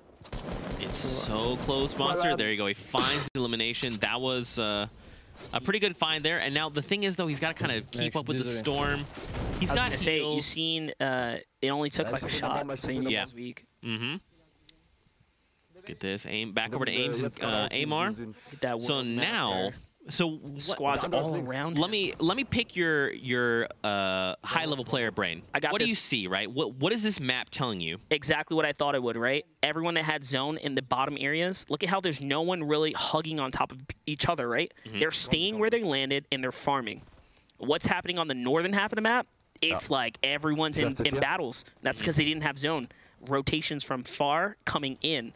Not having zone really matters early on because it changes the dynamic of where you are and how long your engagements last. Like, look at this right here. That's a crucial shot right there. That's a full bolt action. And look at the push here. They completely disregard the guy that was on the low ground, taking the player in the backside. They know they have this guy on the ropes, especially with the storm ticking this player down. He's got to be so low. One more shot. And look at that right there. That was the 2. Loses his teammate. Is he going to dive down? Oh, the player goes for the thirst. That's a 7. He's got to get a better shot than that. Yeah, it's a one shot. Here it is, C4s. That's a double. Exposed him, slides down, natural grounds, easy. There you go. Oh, but he loses his teammate. Yep, Rody goes down. Now he's he's close to Storm, so he's going to be okay. You know what it is? He overcommitted on losing. He had the high ground. He just kind of overcommitted, you know? That was pretty unfortunate. You can see his face. He's like, all right, I got a little something. He nodded his head. He was like, you know what? It could have been worse, right? He's alive. He's happy about that. Beehive and Blood. They've got a little ways to go. It's not too far away. Another RPG on these guys. We just keep seeing that RPG. I wonder if they, I believe they're probably hitting, it seems like vending machine. It's not every day. These guys keep getting RPGs. I think they're making vending machine rotations. And that's smart, right? Because vending machines recently were updated where now the stuff inside costs less. Nice little buff. Yep. Most of the times you'll see teams that consistently get explodes is because they prioritize purchasing. Yeah. Look at this. They drop both the duo here in front of them. And now they're going to be in a build battle. He goes into Turtle. He's going to make a quick push soon. Watch this. Spam. Oh, I like the two wide. 1-2. His high ground now. That's one shot. SMG melt. Melted. Later. Man, okay, so now they find another duo here, so another 2 points on the board. You know what's the best part about that? He didn't waste one explode. Every rocket matters for endgame. And he finds 3 more, so now he's got 5. Fatal. All right, these guys now at Fatal at the edge here. Gotaga's gonna be coming from down from where they spawn at the edge of the map here. Right from Lucky Land, because that's literally Lucky a POI. Land, it's right there, directly below it. This is the only place for them to kind of go is this way, right? But now the question is, did they go straight up? Did they make their way over into like the sand If I'm area? Peekaboo, I move deeper into the zone for sure. Because it looks like these guys have had a lot of time to farm. They have 700 wood here, about 400 stone, so they hit the stone quarry, right? They've got a rift to go.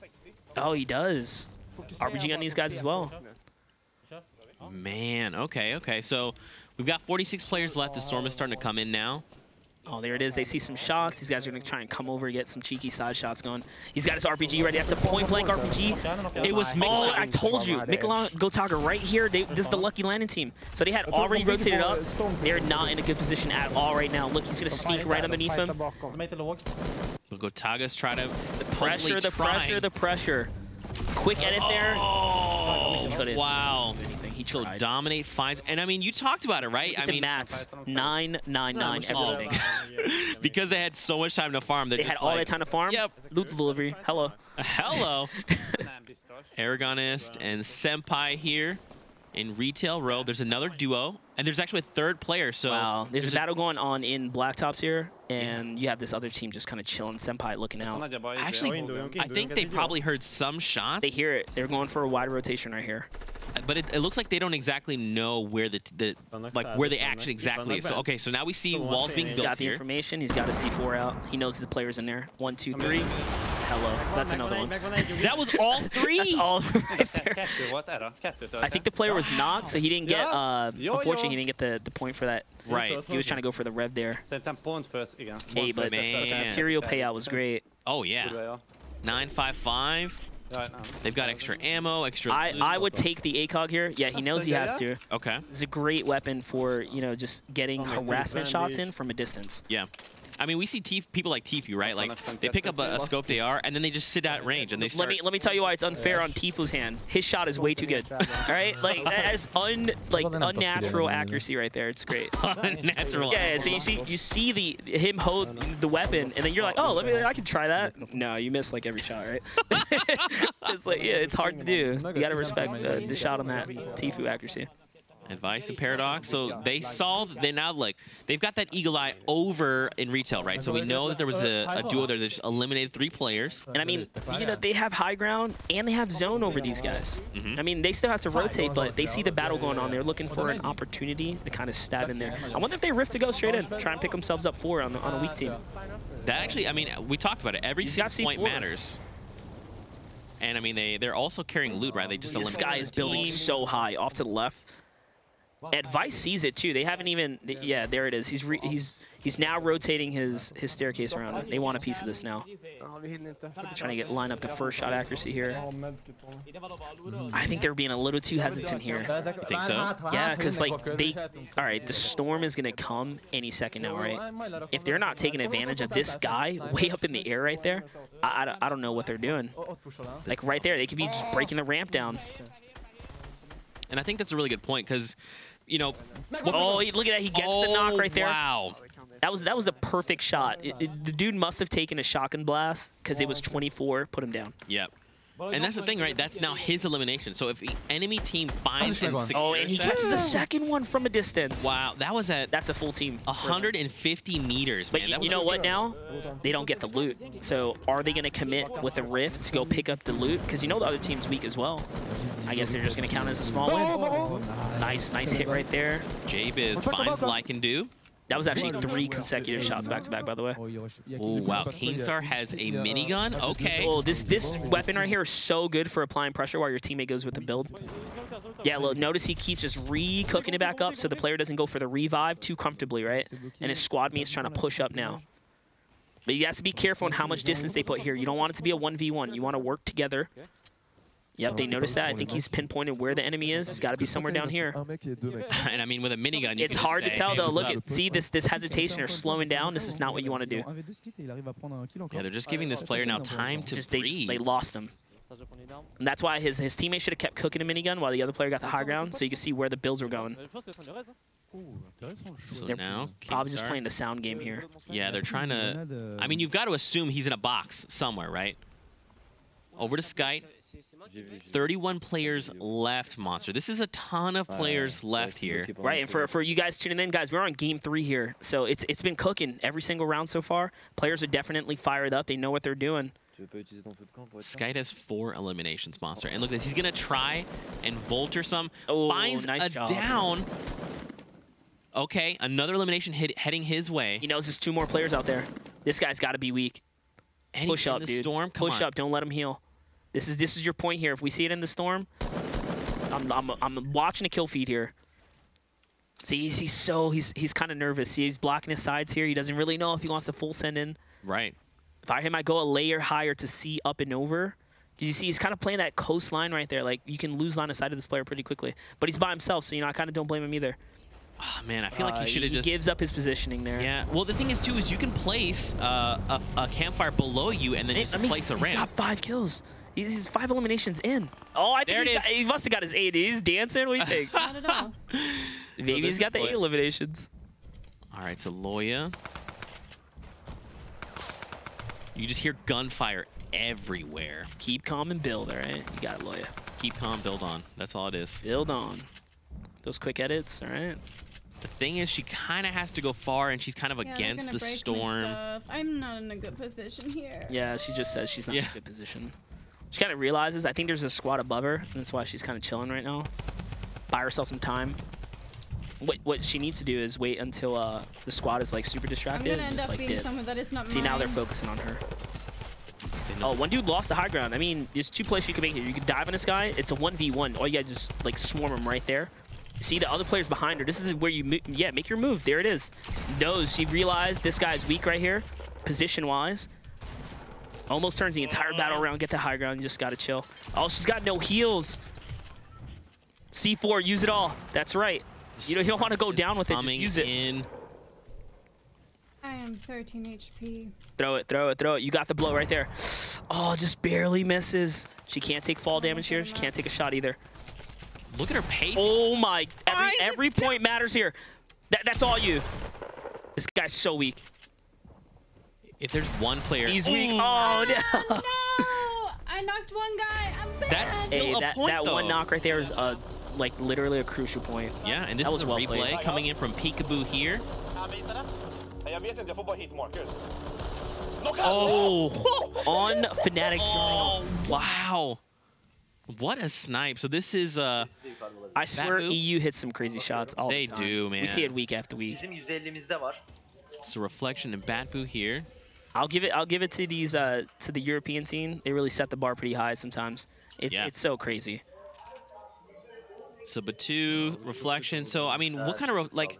So Batu doesn't have any eliminations. I'm assuming Reflection maybe has 1 or 2. I would think so. He's 0 RPG, 0 rockets for the RPG. So he's probably has some elimination. I think it's safe to assume so. They're trying to figure out their rotation here. They're going nice and early. See, this is what I told you about high-level teams. They know when they need to build and when they don't. Look at how much materials they're saving just by, cruising across the side here. Yeah. He's just bullying his way through. He gets inside. Oh, catches Peekaboo off guard here. And that was Peekaboo. We just saw the replay. He sniped someone. He kind of got nervous. Oh, the player came out the bush? What? What? He was right there. Oh, my gosh. But it's okay. They secure the eliminations. There's a slurp there. Oh, man. Look at this. That's going to put him back to max HP, too. They are still alive, and they're just outside the zone, Monster. Svenos, again, and Mitra. See, and this is what I talk about game sense. Like, Sven is, literally a winner. He knows how to win games. He's always got good positioning. Maybe he gets a little, he wins a couple of his battles, he's going to make it very far. It looks like there's 2 separate teams fighting here. He's just trying to, join in a little bit. Look at the amount of players hugging on each other right here. This is actually crazy. So, look, I believe it's Svenos is fighting Archangel right now. But Mitro goes down. He's gonna, okay, Svenos is here though, it's okay. He's gonna go with the save. But you know what? They were just in a battle and he won the battle here. And that's what you gotta appreciate about the duos, man. They were so close that even though he went down, Svenos was right there. He can say, look, it's fine. I eliminated the guy. Now I'm gonna get you up. So look, Reflection has 1 elimination. It's gonna be a hard rotation though for those guys for sure. They kind of have natural low ground. They have to work their way up. And with the amount of teams kind of turtled here, it's gonna be pretty tough for them. Top 20 Monster. From what I noticed, there's another solo behind these dudes. Yeah, you see how they have the extra threat, not just the players above them. Someone just got I was just hear the shields popping off here. It's not his teammate though. His teammate still has max HP. Kind of hear grenades bouncing everywhere. They're trying to just keep it safe here. So the thing is, Monster, you can hear a lot going on. There's shields dropping left and right, but you can't see anyone. They're inching their way to the top though. They want a piece of this action, but they're taking their time. Yep, he said medkit. He found some loot here. Just replacing every wall, slowly getting higher and higher. So only 1 player has gone down in all this time. Sensitivity, jeez, so high. These players must be literally on the other side of one of these walls somewhere, Monster. I mean, the shotgun sound is they finally made it all the way up. He's just doing his 1-by-1s. He even had time to drop mats for his teammate. They went from all the way from the bottom to the high ground. See, now you can see everything. Now he's gonna try third party. Doesn't get a shot. Oh, he gets the nut. That's crucial. They should dive to the left, I think. They got to make this time to move you up because that was a team that was all the way at the top. Wait, is there? Okay, I thought that might have been a player there, but now they're going to try and chase down and secure this elimination. No, they actually went to the opposite side here. Oh, he catches him reviving. Oh, he got the rev off, though. Hey, that's good for him. He got just 2 right there confirmed. And so now he tries to leave, but the storm definitely takes a bite out of him. He's trying his best to get to the high ground here. He's kind of choking up on his own builds. There's so much going on. His teammate throwing walls everywhere. Lost a squad mate. Maybe it's time to just stay down. Oh, he's in the storm. He's going. No, he's made it. He's made it to the next zone. His team barely, but he's made it. Man, but 2 goes down. He's got enough shields, so he'll be at 100. Skite here has 7 eliminations. Oh, that's another one. He finds Zacubus. Now he has the 8 eliminations. He's got another one. That's 9. Skite is by himself running amok in this lobby. 9 eliminations? He has 14 points on the board, Monster. That is crazy. Skite is on fire. He's got the mats. He's got the ammo count. He's got a little bit of heals. He's got shields. But like this, if he wasn't on the board, he's on the board now, right? That's right. Svenos look down low has been gone down. Oh, his but teammate Mitro so split. He must have fell off. Oh my gosh. That was Svenos. Svenos, there's eliminated now. Now Skite trying to make a move. He is diving for it. He's in top form right here. You can tell the confidence levels are super high. He's getting to this before the other squad does. You see that? It was like a race for the old shell of the base here. Oh, he catches him, falls on him, doesn't get the... That's not his elim. That was not his elimination, but he's got the lead on the Storm here. It's a 1v1. It's a 1v1, Monster. Bring him down. Bring him down. Don't let that metal, full heal here. Oh, he's just going to go. He's got the mats. This is it. The edit. Jeez, he's got the high ground. He's taking that back. High ground? Oh my, we might see our first big bonus here. No way! Oh my. The 10 elimination. What? Skite just dominated an entire lobby by himself, drops a 10 bomb. Okay, really quick, in case you're joining, okay, the point, it's 1 point per elimination. He's got 10 points. Break it down. Victory Royale's worth 5 points. He's got 15. If your duo finds an 8 elim game, they get another 5 points. Skite by himself just dropped 20 points in a single and we don't know what, I mean, we don't even know what his squad had, his teammate. That team played phenomenally. What a game. That was just game 3. Okay, listen, guys. You guys need to calm down. I might need a breather after this one. Oh, my gosh. Let's check out the final moments coming in from that last game. How Skite finds this. Just look, and we get to see it from the other perspective here. Check it. You see this guy building like crazy at you. What do you do? Look how quick he lost the high ground trying to apply pressure. Oh, dude, that's the chunkiest shot ever. The dude had a lot of HP and armor. Skite said, I'm Skite, though. You know what's really interesting is Skite not only dominated a lobby, he was by himself most of that game because his teammate unfortunately got picked off early, and from low ground finds high ground over someone like J-Bizd. You call that pressure. How? I mean, can you just talk to me a little bit about that? Like, what did you see? What was going through your mind there? So, like, for me, I'm thinking take him down before the metal fully heals, right? He's thinking, nah, I got materials. And if the player above me is rocking metal right now, I mean, he probably is running low on other stuff too, right? He's got to be low on metal. Not that many people are going to have that much metal end game. He decides to just full send up. He must have saw something we didn't, right? Maybe some storm damage. The player came out the storm a little late. I think these are all things he took into consideration. He said, I'm not going to give this player an opportunity to bounce back before he can heal. And he really didn't. Man. Let's take a look at the highlights coming in from match number 3. What a game. Skite dropping a massive 20 bomb. 20 points on the board. I mean, Monster, we still have 2 games, dude.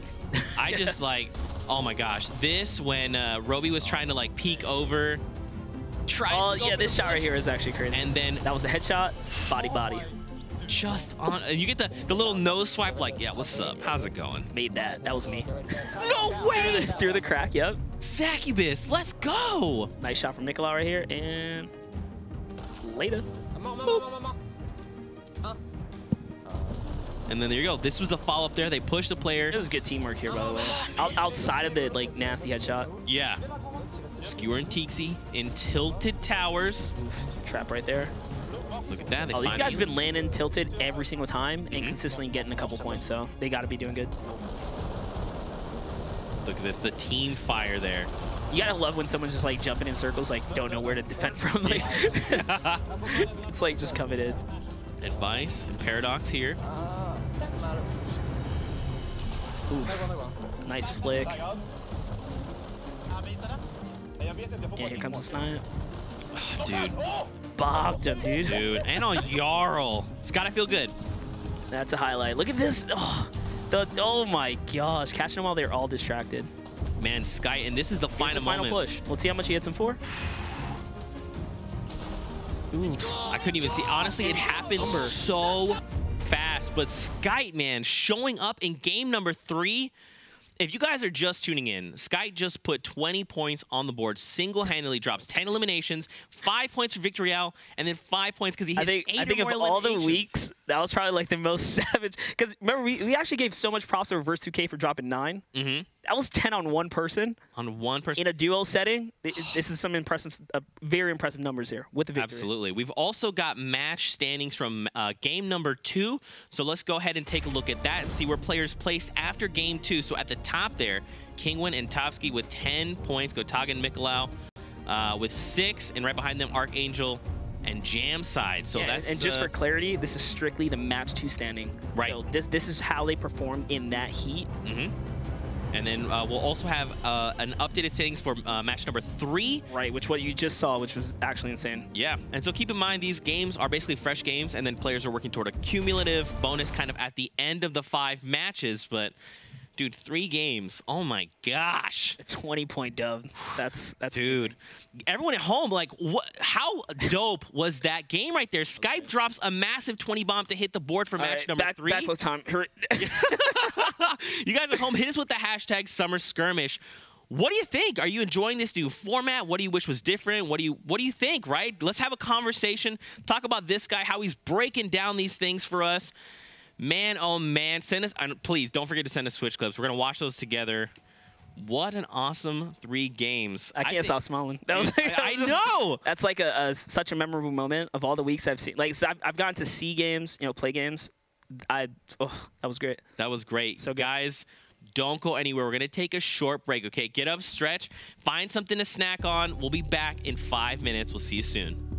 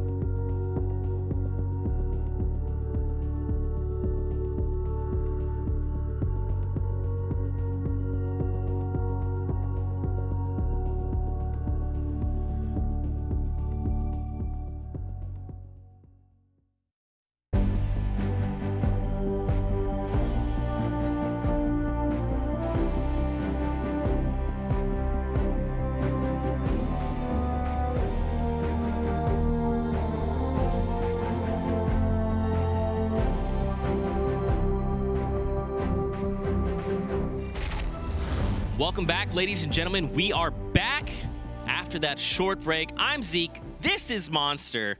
Man, oh man, we've seen some games. That was like the fastest 5-minute break, by the way. My adrenaline was so kicked. I feel like it just like closed it, checked Twitter, bam. Bam, we are back. You know what's fun? We actually have the standings coming in from that last game, so let's very quickly look at that, see where players placed right there all the way at the top. Gosh. Boy, oh boy, Sky dropping a massive 20 points to, I mean, you know, I don't even know what to say. If you didn't see that, you go back and look at it. I mean, Sky was the man coming through. Gamru, Jetpacks right behind them in second. Kinstar and Jay Biz in third. Man, that was just probably one of the most unbelievable endings I think I've seen to date. And every performance, every point counts to the overall performance. So that round was so massive for like the total of what just happened towards the end game. So for sure. And if you guys are just joining us and you're curious about the current format, with this week we are going with big bonus. So players are trying to accumulate as many points as possible. We're only playing 5 matches and every elim is worth a point. If your team can find a victory royale, you'll get 5 additional points. And if your duo can find 8 or more eliminations, you automatically get an additional 5 points. So we saw that last game. Sky dropped 10 bomb, 5 points for victory royale, and then 5 points for reaching that 8 threshold. Making history so far in the heat. So oh my gosh. First individual, first squad really that we've seen, the first duo. Yeah. To break the 8 kill, 8 elimination threshold. So. Man, I mean, dude, how are you feel? I'm ready. I feel good. My heart's racing. I think I got to watch the clip enough times. It was that fire, and I'm looking forward to game 4 and 5. Oh my gosh, dude, we still have 2 more games. Guys, we have 2 more games to watch. We're in the final stretch here. Oh my gosh, let's go into game number 4. Now, Monster, after that game, I mean, they just set the bar. So what? I was gonna say, how do you live up to that? Yeah. I mean, you just say, let's just watch Sky all the time. Right. Just never leave his side because he's amazing. I mean, what are you excited to see? What are you hoping to see? I think my expectations have been met. Sky really came with something that I couldn't even, come up with. I told you, I would be really surprised if a squad, more than one squad, could, thrash 8. Your man, from what we've seen individually, had 10. He had all 10 because he scored the full 20, so his squad mate didn't have eliminations up until that point. Right. So, yeah, he went above and beyond right there. So look at this. We saw this landing before. Jetpacks and Gamru. They land by the treasure chest. And then they look. That is the spot if you touch down first. Look at that. Little easy, quick high ground. He couldn't even farm the metal fast enough. So that means that this is, I believe this is Loya. Gosh, what a sandwich right there. Yeah, that was Loya. Loya goes down. Huge. Loya was doing so good, too. She made it to end game several times. So that's a big elimination. That's going to really shake up the way things are going to work out later. We see these players going into Paradise Palms. Paradise Palms, just, underrated. I mean, you just go to Paradise Palms, you stay at the hotel, you go visit Station 99. For me, so this is one of my landing spots. I never go big tower. Really? You got because look at where he is. Yeah, it's great to have this elevation, but it's so risky. You can't really build off this. See how he can't really descend. He has to go through the building or something like that. I mean, it worked out that time though. Finding dualies up top is massive. And now he needs to make it. I think for me, I like the hotel, but it's scary going down because you never know who's in the building and kind of which floor they're on. I prefer to go to the residential area, kind of be comfortable in my own zone, and really then make the decision if I have to push or not. Yeah. But some people are just crazy confident. These guys just went in. Oh yeah, look at the bully push. Doesn't even slow down. Doesn't wait for the peak. No, he pushes right through. His confidence. He did a little tiger growl right there. He's feeling feisty. All right, this guy is feisty. And now look, they have Paradise Palms to their self. Now that's assuming there's no other duo here. No, these guys got it. I mean, at this point, when you're fighting inside hotel, you're just like, hey, we're gonna now also pick this fight from outside. Good luck. We've seen an incredible Orb and his teammate a lot today, but on the other side, right? So now we get to watch him clutch up here. He makes both shots. Well played. And look at that. They find Reflection taking him out. Oh my! I didn't even think about that. Reflection is big. That's a big kill. Baneless and Lycan they're near Shifty. He finds one player. Look at that. So Rody goes down. It is popping off all over the map here. Just action left and right. Everyone's trying to meet that threshold. They know they've seen Sky put that 20 points on the board, and they say, look, you know what? It's game time. Okay, so I also, another strategy of mine's, love going center. You have, you know, obviously extremely high odds at having zone here. It's a great spot to be, Salty Springs. In the NA scene, interesting enough, there's a couple of teams, you know, kind of talk about like claiming locations. Salty is like claimed location. Oh, it looks like the EU scene here too as well. You have a high population in the center of the map right there. There's 3 teams just outside of one another. And yup, there it is. He just spots and pops him with a deagle. Oh my gosh, the heavy cannon right there. That was a great shot. Popping in the what's that, the clingers there? Yeah. Oh, well played. Dalo goes down. He's doing this by himself here. His teammate hasn't rolled up yet. Oh, there it is. Squad mate comes from behind. The pressure, the distraction. Oh, ooh, yes. Well, there you go. So I'd say Warchi and Dalo have been eliminated. And cannon. That's a burst right there. Nice. Picks up the bolty. I mean, you saw, man. That hand cannon close range, like, suddenly you just take a ton of damage. You're just like it's literally a body rattled. to the, you know, 75 to the body. You know, honestly, for me, I feel like with the hand cannon, I would really prefer if it was, you know, 100% accurate at all times, right? And then more fall off damage on it. You know what I mean? Because like sometimes it's just like the thing is hard to control. But when you hit those shots, man, it's so rewarding, especially that close range right there. Yeah, absolutely. Look at this, 6 clingers on Mitro here. Massive. I would still, personally, I would trade out clingers for C4, though. Really? I really would. How come? The changes, the balance, and don't get me wrong, it's like clingers are a upgraded grenade, but like C4 is where it's at. And here it is. We have a nice little engagement here. So we know exactly what team. This is the Junk Junction team. These guys have probably been battling all day today. Yeah, there was another duo here. We saw them on the minimap. That's right. Oh, look at that quick high ground take. Slow down, Mitro. And you gotta think they probably don't even know this is Mitro and Svenos. They just they have no idea. It's just yep, just popping off here. Look at that, just changing elevation at will. And now we have another factor, Storm, right? Ooh, yep. Storm just started cooking, so here it is. Now they're fighting. They're actually racing against the clock here. You have to wrap this battle up.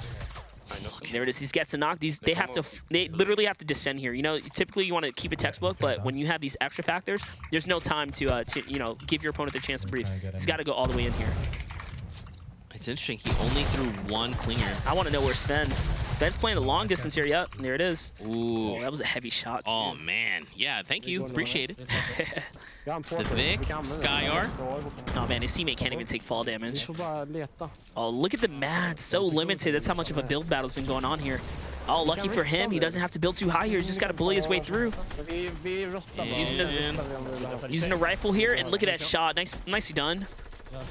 Try to go for the quick elimination there. He's getting back down now. You see, he's got his spike trap ready. He's ready for this player to kind of fall in here. Oh, he should have just made the edit. He could have edited the player through the roof, put the spike trap. Oh, that would have been crazy. That's one of those things that's like hard to do, but if you could do it, oh man. You just got to think of the play, you know? Yeah. And you can see the Vic's health there is ticking up, so I believe he might have taken a slurp juice. Oh man. There you go. They find the elimination. There you go. So now, and you know what's not bad is the circle's right here, so they don't really have to go too far. Oh no. Gotaga coming in hot with Nicolau here. Gotaga's already touched down. What I told you. RPG. Look at that loadout. That is a literally legendary loadout. This is kind of crazy. So now because Nicolau can take shots as he pleases. Gotaga's putting down pressure. Gotaga's just keeping him distracted while Nicolau's working this rotation here. There you go. Skyark goes down. Gotaga is pushing in, and now they're gonna line the little pinch right here. Man, just look at how they're approaching this team. Look at that. They literally split the attention of their enemies. And you know, when you're in the player seat there, it's frustrating. When you have a squad like splitting like that, and there's like kind of nothing you can do because they're landing shots. It's so frustrating. And man, now they've got a bunch of extra mats, ammo, upgrades. Yeah, they needed these materials too. It's lucky for them they didn't have to build off. But I mean, the squad they kind of wrapped up too didn't have that much. Right. So it's you know, a small little icing on the cake. Lucky for them they didn't have to build or expend too much. So it's definitely a win though. You can tell. Oh man, it's also very interesting when you catch a squad with like materials like that, right? Like ammunition. Yeah, match rockets. Yeah. Hopping over now. Most of the time, you like get in these squads, and their ammo, the mediums is so limited. Oh no, hold on, Monster! Right here in front of them. This is where they're coming up. Nicolau and Gotaga are literally coming over this hill right now. This squad kind of knows there's someone back here. Right? Look, there they are. That's them. We fight them. He said, should we fight? Yeah, they're asking the question, should we fight? Try to make the decision. So they've been spotted out. You can tell the way the builds are kind of going here. Okay, so now he's going to try. Ooh. That would have been a huge pick there. That would have been a game changer. See, you see how he stopped peeking, right? It's like, oh, you got to respect it now. Yep. Yeah. Ain't peeking no more. The question is now, how do Gotaga and Miklau engage in this fight? So he has 12 rockets. If this team pushes, they're going to get punished for it. And we're going to see it happen right here because one RPG is going to reset this. The bouncer? Oh, he's showing no respect to the push here. With a full bouncer play, that is risky. I wouldn't do that against a fully armored team. And this is the fully shielded TVCY right here.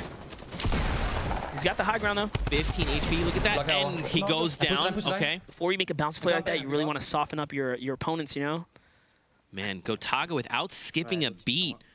Oh, but now Gotaga's down. And he didn't get thirsted. It's still, oh, yeah. He just got thirsted, yep. Ouch. So it's kind of like a 1-for-1 here, right? We saw one player get kind of got, and now Gotaga got traded out as well. So it's a 1v1 now, I'm pretty sure. Man, and you know, you saw them play super close to each other, and Gotaga just for 1 second got far away enough, and you can tell Mikalau's comfortable with PvP here. If you notice what happened there, he preemptively aimed through the box that was going to get edited. So many players edit the same exact box. It's almost like you can you just read him so well. And he just waited. ADS with the shotgun, took all this guy's shield off. Pressure's on him. Sitting on top Pressure's of this. just on him. He's like, hey, go ahead and edit this. You're done, Let me come in there. And he's trying to make the edit play there. That's his. So clean. Like, literally so clean. Man, Mikalau. And that gets him 2. See, so one player was down there. Now he has 4 eliminations. Not bad. They have even more than that, right? Because they wrapped up the Paradise Palms team. Yep, exactly. We might see another, at least, 8 elimination bonus. Yeah. And now, oh, look at this. So Svenos is down. Mitro is by himself. The storm is coming in. Mitro knows what he's doing. That's good pressure, keeping the storm on him. He's got bandages, so he's got a little bit of breathing room here. He's just waiting him out. He's like, come on, let's play. Right, if this guy doesn't have, like, heals, he's on a ticking time clock here, too. I think he actually saw him trying to heal there. This guy might have a med kit. Yeah, you just keep the pressure on him long enough. All you gotta do is pop him once now.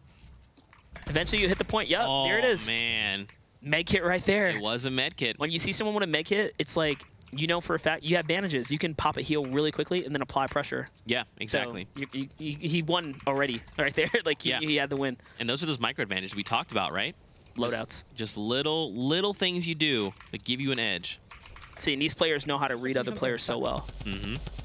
So I love Lothar. Okay, for anyone, and he might have it on, but Lothar, 1 is an amazing player. 2, he has eye tracking enabled. Do you know what that is? I have an interesting story about eye tracking. Really? Okay, let me hear it. So in the past, there's some games actually integrate eye tracking in. So when you look around, your character moves too. Oh. It's kind of sick, dude. And if you ever use it, you can get dizzy off it. But I actually have an eye tracker. Really? Yep. Dude, so that's what one thing Lothar does, and sometimes he's got it enabled. Yeah, like occasionally you'll see like this little. It's like a bubble. Yeah, it's like a bubble basically, and it just tracks around the screen, and like it doesn't look like it's on right now, but if you just watch Lothar's eyes, like he's constantly tracking like 18, literally like scanning every single thing. Like he looks at a thing and then looks away and then looks back at that thing to ensure like his information is correct. Like. I love watching him play. Looks like they found a team just kind of posted up, and they're making the push. Going to Dusty. Yeah, it's pretty aggressive. I think, yeah, noticing that they're like kind of turtled up here. Oh, they must have heard shots, yeah. They're coming down and trying to get a little piece of this fight here. Oh, that's a big ramp break right there. It was Lei. He finds and eliminates Lei, just breaking down the simple structure there. All damage. You got to think as Lei, you're like, Yeah, it kind of came out of nowhere. Using it, you couldn't even see him through the trees, right? The brush kind of there. Crowley. We're just jumping from battle to battle here. Players are getting eliminated left and right. I mean, there's still 43 players, Monster. There's so many people left in this lobby right now. This is just pressure, keeping it up. Trying to find these players here. I think they just went out the back there on the left. There's so many things happening. I love seeing duos like this. You can tell the communication's on point. They made a call out, and they're pushing together. And you can just tell, like, they're just sitting on these players right here, keeping that pressure on them. Mm-hmm.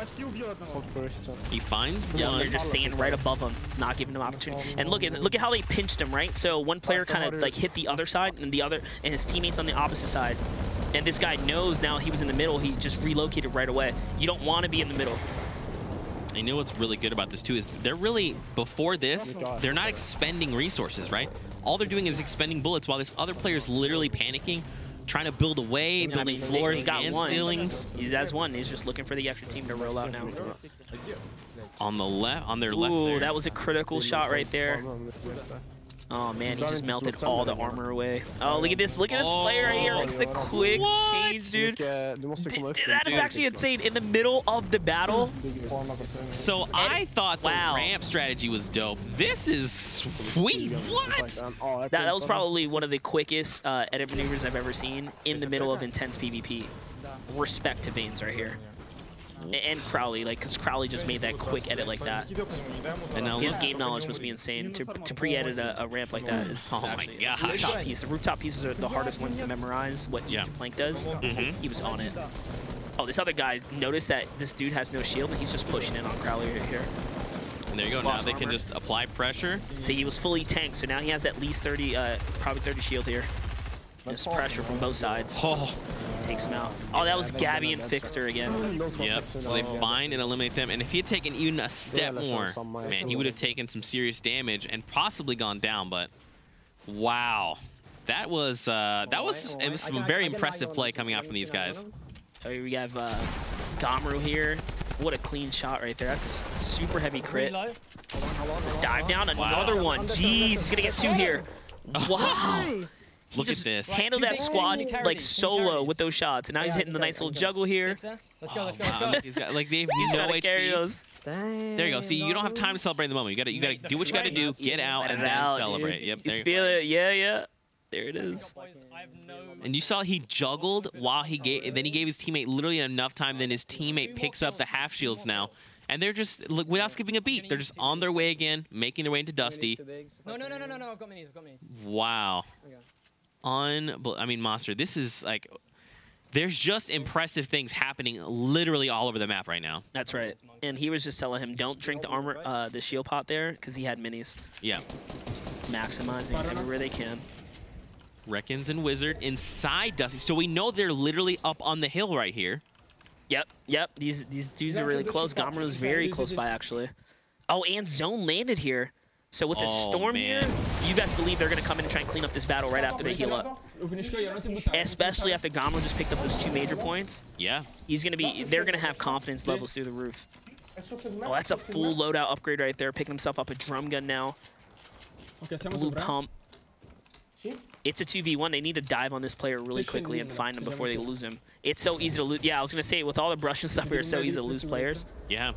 And I wonder if Gamru is going to join in. I mean, he's literally not that far away. That's right. 28 players left on his circle here.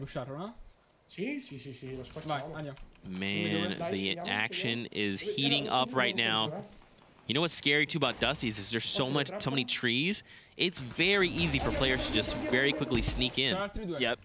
I mean, he's not even max wood resource. You got to take advantage, wrap these players up, and try and snag some extra. We talked about it. Gamru and Jetpacks were literally up on the hill. They heard the shots, and now they're. And you knew they were going to come, especially after having 100 shield. You just know they're fully tanked up. He's a juggernaut. He just has to come in here and find these players. So now they're trying to figure out and isolate.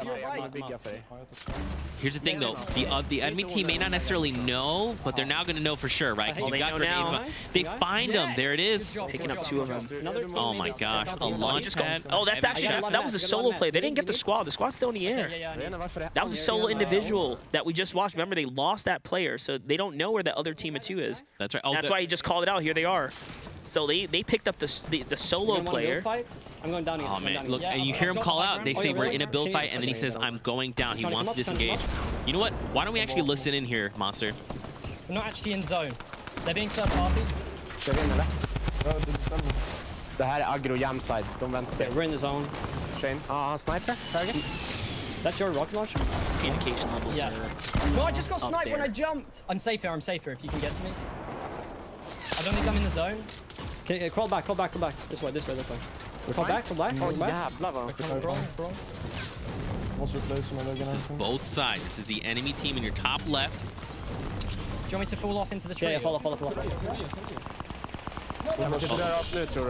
I'm no mad. This is actually really intense now. Go down. That other team is just trying to find them. They're not giving them any time at all to breathe. He's got one thing in his favor. His teammate is still alive. Get extra perspective on this side, and then he's got a lot of metal that he built. I can't. No match. Okay, what about? Gotta think maybe just fall down behind the ramp here. Oh, he lost the opportunity to save him. They got spotted. Look, but that was someone entirely different. That's Ames and Amar. Ames and Amar are now joining in on this fight. Like and Do is not too far away. Vaneless is here. 20 players. And Vaneless, these guys see everything from up above. They have just the sky visual for everything here. And Mikolau still here as well, not too far from the action for eliminations.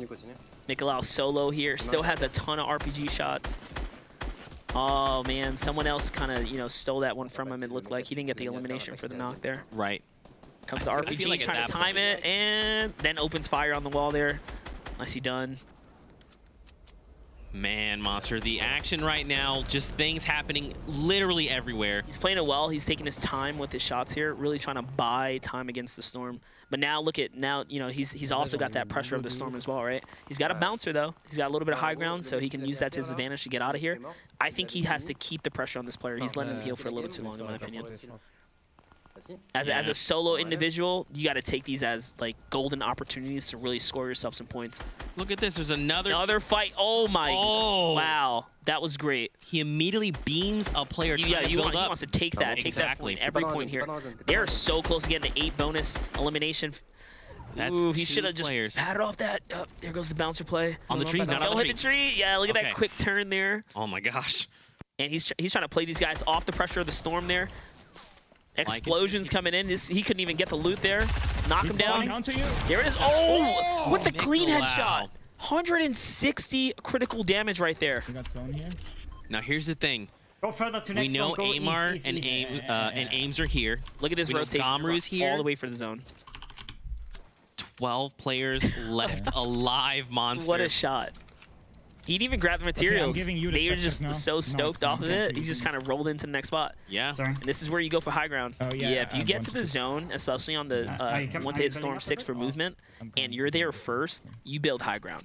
And that's how you win games, or at least play off that high ground. Oh my gosh, he passes him a chug jug. The best teammate in the world right now. You gotta be like, listen, thank you, okay? Like and Do, you are legendary. Never ever change. There it is. Valen's gonna bounce back. Full tanking now. Now here's the thing, we kind of touched on it a little bit earlier, but Like and Do, or rather Gamru's here, and then Amar is here as well. Yeah. We can rotate them. We can poke them a lot when they're rotating. Watch out. See, they're making the call to lock them out while they rotate because everyone has to push. They're the only team that's safe right now. Now the Storm is moving. This is not the right play. This is not the right play at all. These guys are going to be able to get high ground. See, now he put himself in front of that tree. And he's so limited on materials here. You have to take the high ground and fight these guys. He put himself in that kind of position. Yeah, you see here. They've decided to kind of play into them. There's a team in the Storm. Oh, that's a launch pad play right there. He doesn't land a shot at all. You don't know if these guys have shield or not. And there it is. Ooh, takes a lot of shield. It's all whites. It's Amar. Wow. Amar goes down, so that means Ames is close by or could potentially be up there in that box. Question is he going to cross with his teammate here with all the materials he has for the loot? I mean, That's a headshot right there. Oh, he lost his squad mate. Like and Do goes down. I mean, it's a 1-for-1. He's got to land on his teammate and save him here. Okay. He literally has to. Like and Do disengages there. Oh, my debate. That's another rocket. Gotta move. This is on the opposite perspective. Ames firing down. Oh, he's trying to thirst him. He hit him once. Look, Amar's fine. His teammates like, all right, come get me now. What are these quick edits? Oh my. Okay, he had it. Oh, looks like he didn't go for the res, so now he's gonna be able to save his teammate. Oh my god. What a play. That's clutch. 6 players left here, Monster. 6 players we know, so this is the difference in the make or break if they take this victory right now. And honestly, they're close to the big bonus. They really are. The Storm's coming in. They've got to go, though. Luckily, the launch pad had the high ground. See, there's the difference between Rift to go and launch pad. See how you're exposed for a bit here. Lost his teammate right away. He didn't even get the opportunity to heal. He only had got to clutch by himself now. This is great. If he can get to that ground right there, all he's got to do is not make a mistake. Get the high ground. There's natural stone coverage to his left-hand side. So essentially, he just box players out. Yeah, right. And that's where the zone is. Look, see, he knows it. Oh man, this is crazy. And now he's forcing the players to a key location on the map right now. If he can hold this, he can 2v1 this without a doubt. He's trying to look. It's JBiz and Kinstar are the scary only duo. other duo left alive right now. Scary duo to go against. Oh man, this is not the duo you want to fight against right now. They're splitting their attention. They've made it high enough. Kinstar trying to find high ground here while JBiz distracts. He goes up, he lands a shot. 2. There you go. Kinstar finds the elimination. Racking up a 9-point game for them right there. That's not accounting for JBiz eliminations. No, elimination, JBiz had the 1, he had the 3. With the 5-point there you go. So for a victory out, they find themselves 5 points, 9 points hitting the board. That's got to feel bad, you know, like you're like, okay, look, it's a 1v2. I'm going to make it work. And then you just like, Kinstar. Yep. I think the problem there, he wasn't pressuring them enough while they were like inching their way up. They were only using wood. It's the easiest stuff to kind of break through with the drum gun. So yeah. I think he kind of like choked up just a little bit. It's hard to go against 2 players though, you know? Yeah. He had the spot though. He had the right idea. Definitely. Let's take a look at the final moments coming in from that last game and see how Kinstar secured that victory Royale. And so this is the perspective from Ames, right? So there you go. So you see, it's like a 1v1 right now. It's so hard to get up there. Like Kinstar basically blocked his own teammate out, trying to get to the high ground. Yeah. So he could have actually like got those eliminations up. He had a fighting chance. That was pretty close. Man, what? That was our 4th game. I mean, how's your heart? Mine is racing. I feel good. That was a good one. I think we saw like really consistent performances all the way through, you know, and I'm excited to see hopefully like Gotaga and them kind of clutch, because every time you see them with those explosions, they come so close. Yeah, it was really good. Yeah, let's check out the highlights coming in from match number 4. Let's take a look. Man, oh man, Orb here clutching up an elimination. That was big. He's actually gonna get 2 here.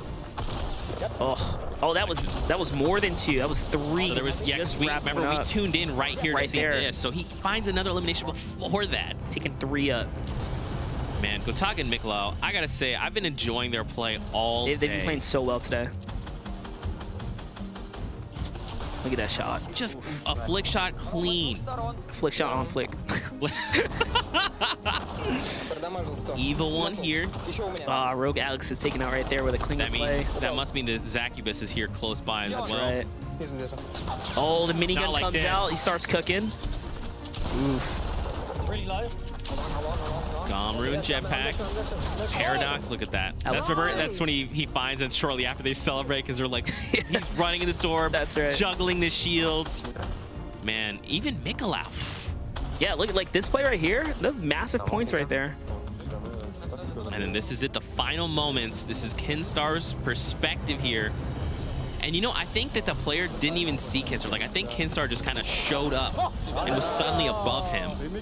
Man. I think he didn't even have enough time to really digest what was happening, right? Like, the storm was moving. He just lost a teammate. He has players below him. And then suddenly, like, it went from 6 to 3. Yeah. 1v2. Like, he probably couldn't even process that he almost won right there. Right? He's just playing in the moment, like, oh, I got to build. Like, yep. And then suddenly he's taking, like, shotgun to the back. Right, he's like, wait, what's happening? It's really hard to, like, kind of condense all that information in because it happens that quick. If you don't even have you don't get a quick opportunity to glance at the, the amount of players left, you don't even get to play off that, right? Yeah, for sure. Guys at home, what do you think? Are you enjoying the action? Hit us with the hashtag Summer Skirmish. How are you enjoying these games? Is there things that you think could be done better, differently? Send us your favorite Twitch clips. We'll watch them together. Talk about how amazing Monster is. I mean, Monster's been here breaking down plays for us, helping us all level up together. So, I mean, listen, you better, when we play tonight, and you go against me, you better beat me, okay? If you have time to implement, I'm here. I have to do this tomorrow as well. So this is what we do, guys. You help everyone be better than me? That's right. Man. That's right. Unbelievable. Should have watched that video. We also have some community clips that you guys have already submitted. So let's go ahead and take a look at some of those together. Oh, dude. That was such a shot, right? Through the crack in the door. I just like, who does that? Who does that? Zacubus, listen, man. Calm down, okay? Calm down. Was it not like Zacubus was one of the first dudes that did like rocket riding, right? There it is, shouting out the rocket ride. Ooh, nice boogie. As a point. Yeah, stink bomb, stink bomb. I thought he had a boogie for a second. Yeah, look at that headshot. Oh, that was Zacubus not even just skipping a beat there, just is like. He had the stone face. Yeah, he was honed in. He knew what he was going to go do. I mean, I don't even know how you go from firing through literally like this big a hole, and then you just turn a corner with your double pistols, and you're like, boop, boop. Surprise. I'm Zacubus. How's it going? Let me just adjust my tie real quick. Just me. Just another day in the life. You know? Zacubus. I mean, what do you think, man? So that wraps up game 4. Got 1 game left. Dude, I think EU really put on a performance today, and this is only the start of what's to come later, right? For those of you guys tuned in late, that's game 4 out of the 5 for today. The schedule as followed. This will be the last game, and we're going to take a little break where we resume with the NA scene coming in at 2 p.m. PDT. So you can take a look there. And also, this is only Friday. Tomorrow, you guys get a whole nother day, an entire other day of rounds and games. So 5 today, 5 tomorrow for each region. Man, oh man. Also, we have standings, Monster. Let's take a look at some of those. So after that game, Instar and JBiz find themselves there at the top of game number 4. Amar and Aim's right behind them. And if you see from like the first set of games till now, players are heating up here. Now we're seeing way more 7s. A second team getting their 9 eliminations. And that's actually a big. He got the big bonus right there. Well, no, remember because they got the victory. Oh, right. So it's a total points. He actually didn't get the 8 eliminations. Oh, so close. I give a little too much credit. Apologize.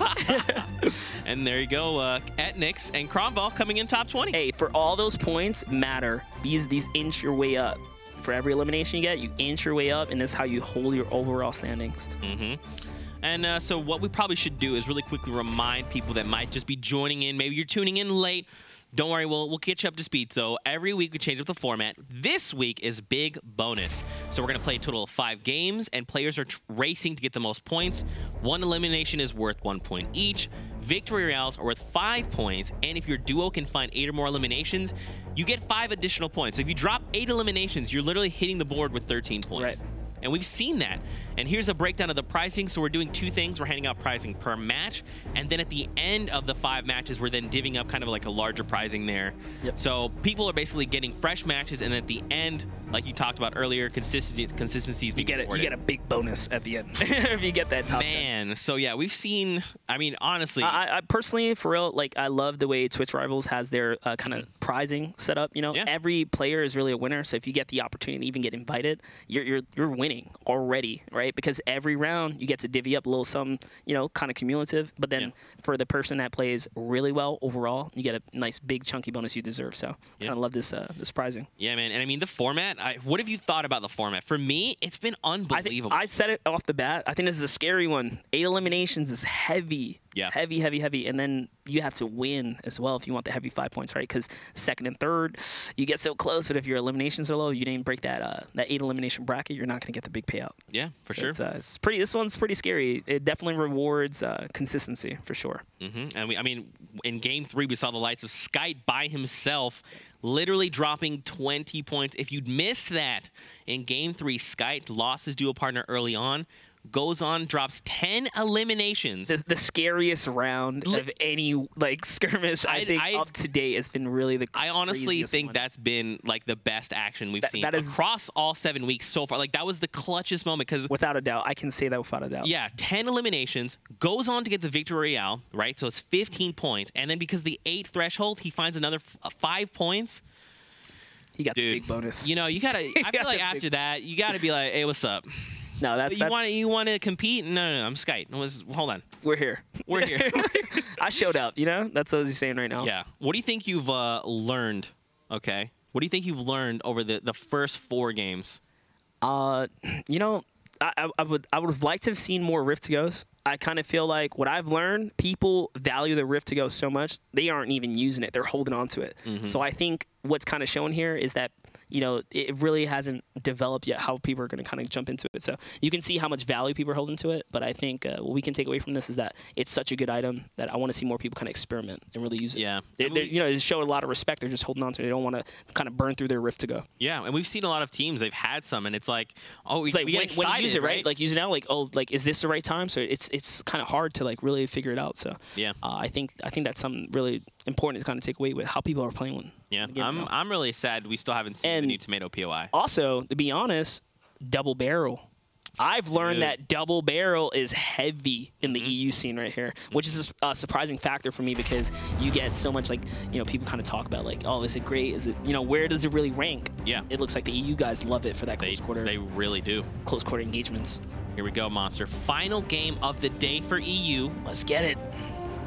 Here we go. So we know last game was intense, okay? Last game was good. Kinstar, J-Biz. I was going to say, I would like to see Jaro. I want to know how he kind of starts things off because early game is the hardest part of Fortnite. It really is the most difficult part. It can make or break the rest of your performance. For sure. Look at this. They decide to go to Viking Village. What do you call this place? Oh, no, we do. Viking Village. Viking Village? Okay. Yeah. So I tried to coin this term, and then people call it, like, Valhalla. And, okay, it's Ukes! Not like this. Oh, no. Yeah, you knew it. You just kind of tell from the skin here. So one of two things happen here. Either Ukes landing in the past wasn't working, and they landed on Jarl's landing, because these guys are comfortable, right? Some people, we call this, like, claiming locations. Right. You just kind of know if you're coming here, you're going to fight him. But, you know, like, he's keeping calm. He's playing that pole there. Look at that. Perfect. His teammate's going to come up. What a, oh, my. Pickaxe! Oh. Tenny says, listen, bro. He's 2 hits. I've got my pickaxe. He landed an 80 shotgun shot on him. Oh, my gosh. Jeez. That could have been it right there if he would have lost his teammate. Tenny, calm down, okay? Stop with the pickaxes, all right? See this though. Tixie's been surviving up until this point, him and his teammate. And it looks like they finally got here at Tilted. They got some resistance. Oh, but it's reflections again. Okay, so, you know, it makes sense now. Head to head. Yep. They know, it's like you know what you're coming into, right? So, like, reflections, he knows for a fact, and Tixie hasn't changed up the outfit, right? Right. He's rocking this right here. You know this is him. It's happening again. So close. Man. So now the question is, are there more players here in Tilted Towers? And from what I can tell, he's it looks like TC's kind of farming, like, at a, you know, freely, just kind of going through all the loot and stuff. I think he's got it himself. Okay. Taking a look at the map. My favorite part. Look at Paradise. Look at Paradise. Oh my. Look, even the Pueblo there just below it is heating up as loaded. well. Loaded with players. Grove, Pleasant Park, Risky Reels. Even Lonely Lodge is seeing action. It looks like Loya gave up Flush Factory. She's no longer landing there. Back over to Tixie. So Tixie's, you know, he's got room to kind of breathe with here. You saw it from the world map. There's not too many players nearby him. He's going to be able to really kind of load out comfortably. And honestly, this is a small blessing in disguise for him, right? He's solo. Yeah. He needs to get his mats together. So look, this is the other hotspot we saw, Paradise Palms. We actually haven't got to see Hobbit yet, so this is a good opportunity for him to kind of showcase what he's got.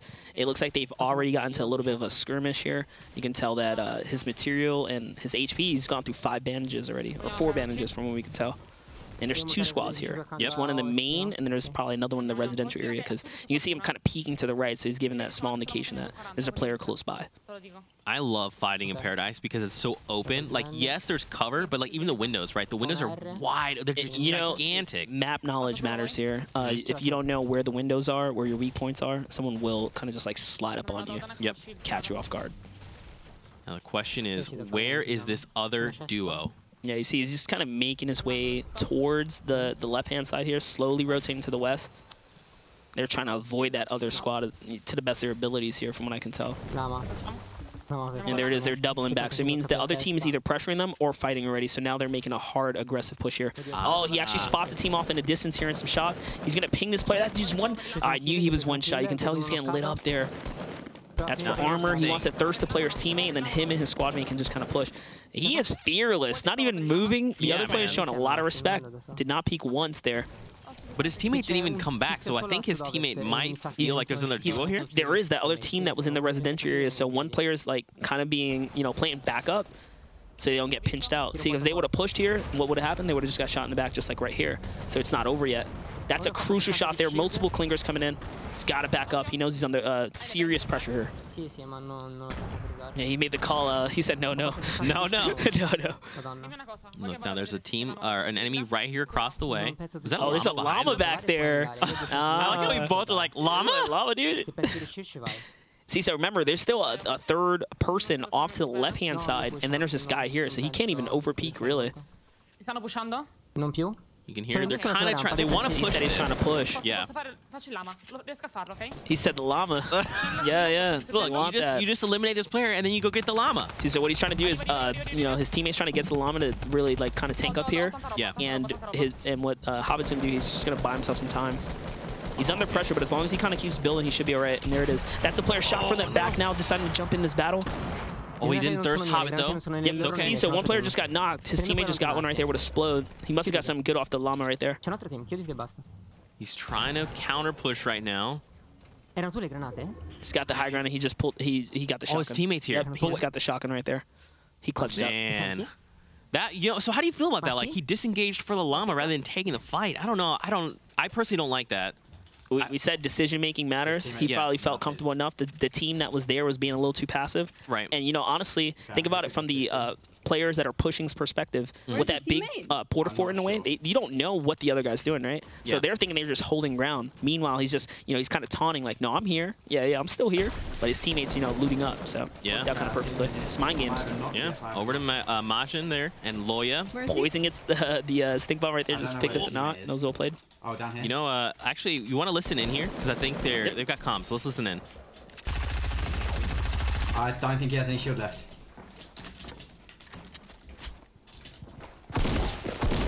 Dead. Nice. Nice. Just a casual. Yeah, we gotta move. Yeah. Do we go for the other rift or? Oh, this is also going to be very important. What rift they kind of head for, or if they just move on feet. Right. SK there in the top left. So they've already rifted. They're already moving. Okay, so heading down into the zone. Dude, there's 51 players still left in this lobby. I feel like this number just keeps going up and up per lobby right now. Oh my gosh. It's the last game. People are probably going to be the most cautious this one. Yeah, that's true. Interesting. So where do you think, what rotation do you think they're trying to make right now? They're kind of leaning towards Fatal here, probably because the probability to get stone, you can tell from his material count, he doesn't really have much stone. And that is a very, very crucial headshot because these guys are already engaging on another squad. They're going to be able to come in at the very least, get a clean up, and they may or may not push the last team left. They might count it as like a little victory here if they can get one more elimination. That's right.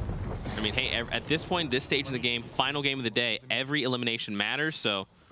Oh, they find Rasmussen. I would have left that player alive. You think so? Yeah, because when this next battle breaks out, if the teammate of his were to get eliminated, he would know he would get that kill. That will give him some information, right? So he just kind of gave up a little bit of information here, and because of that, I told you they may not take this fight.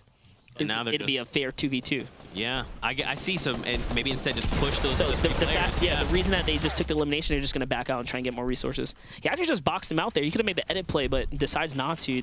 Kind of missed opportunity, if you ask me. Let's go! Nice job, though. Bounces right over on Tinny. SED here. They're still in the Viking land over here, so well played. That's a nice little upgrade, too. So he's solo now. Let's go, dude.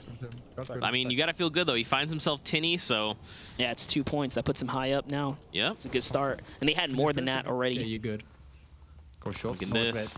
Yeah, can you sandwich Beef boss. Dude, look, he's just trying to bring fries to the world, okay? Yeah, that's all it is. Here. Love his camera, by the way.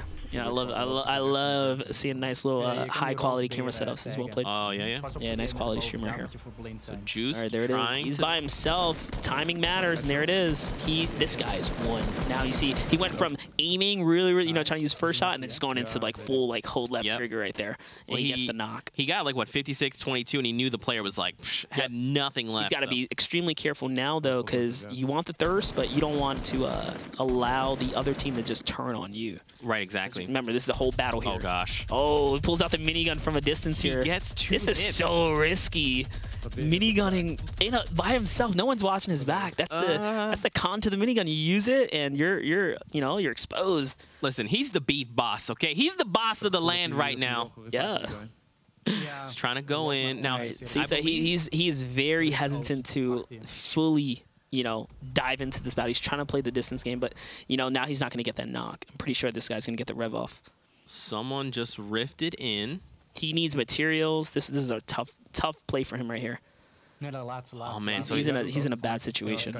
Yeah, I feel like at this point, like you just gotta wait, right? You like gotta bide your time. If it's me, I go into cave, so I don't have to get into a build battle, and I play the close quarter with my low resources. You know. Yeah. This is what you do here. You play this cave and you hug it. This is your lifeline. Basically, like either get out and get to the next zone, or play the cave and try to bait someone towards you. All right, looks like he's gonna just decide to kind of take it as an L. He didn't really get the elimination there, unfortunately. Get on there. Back over to Majin and Loya. So it looks like they took the rift out of the risky real area.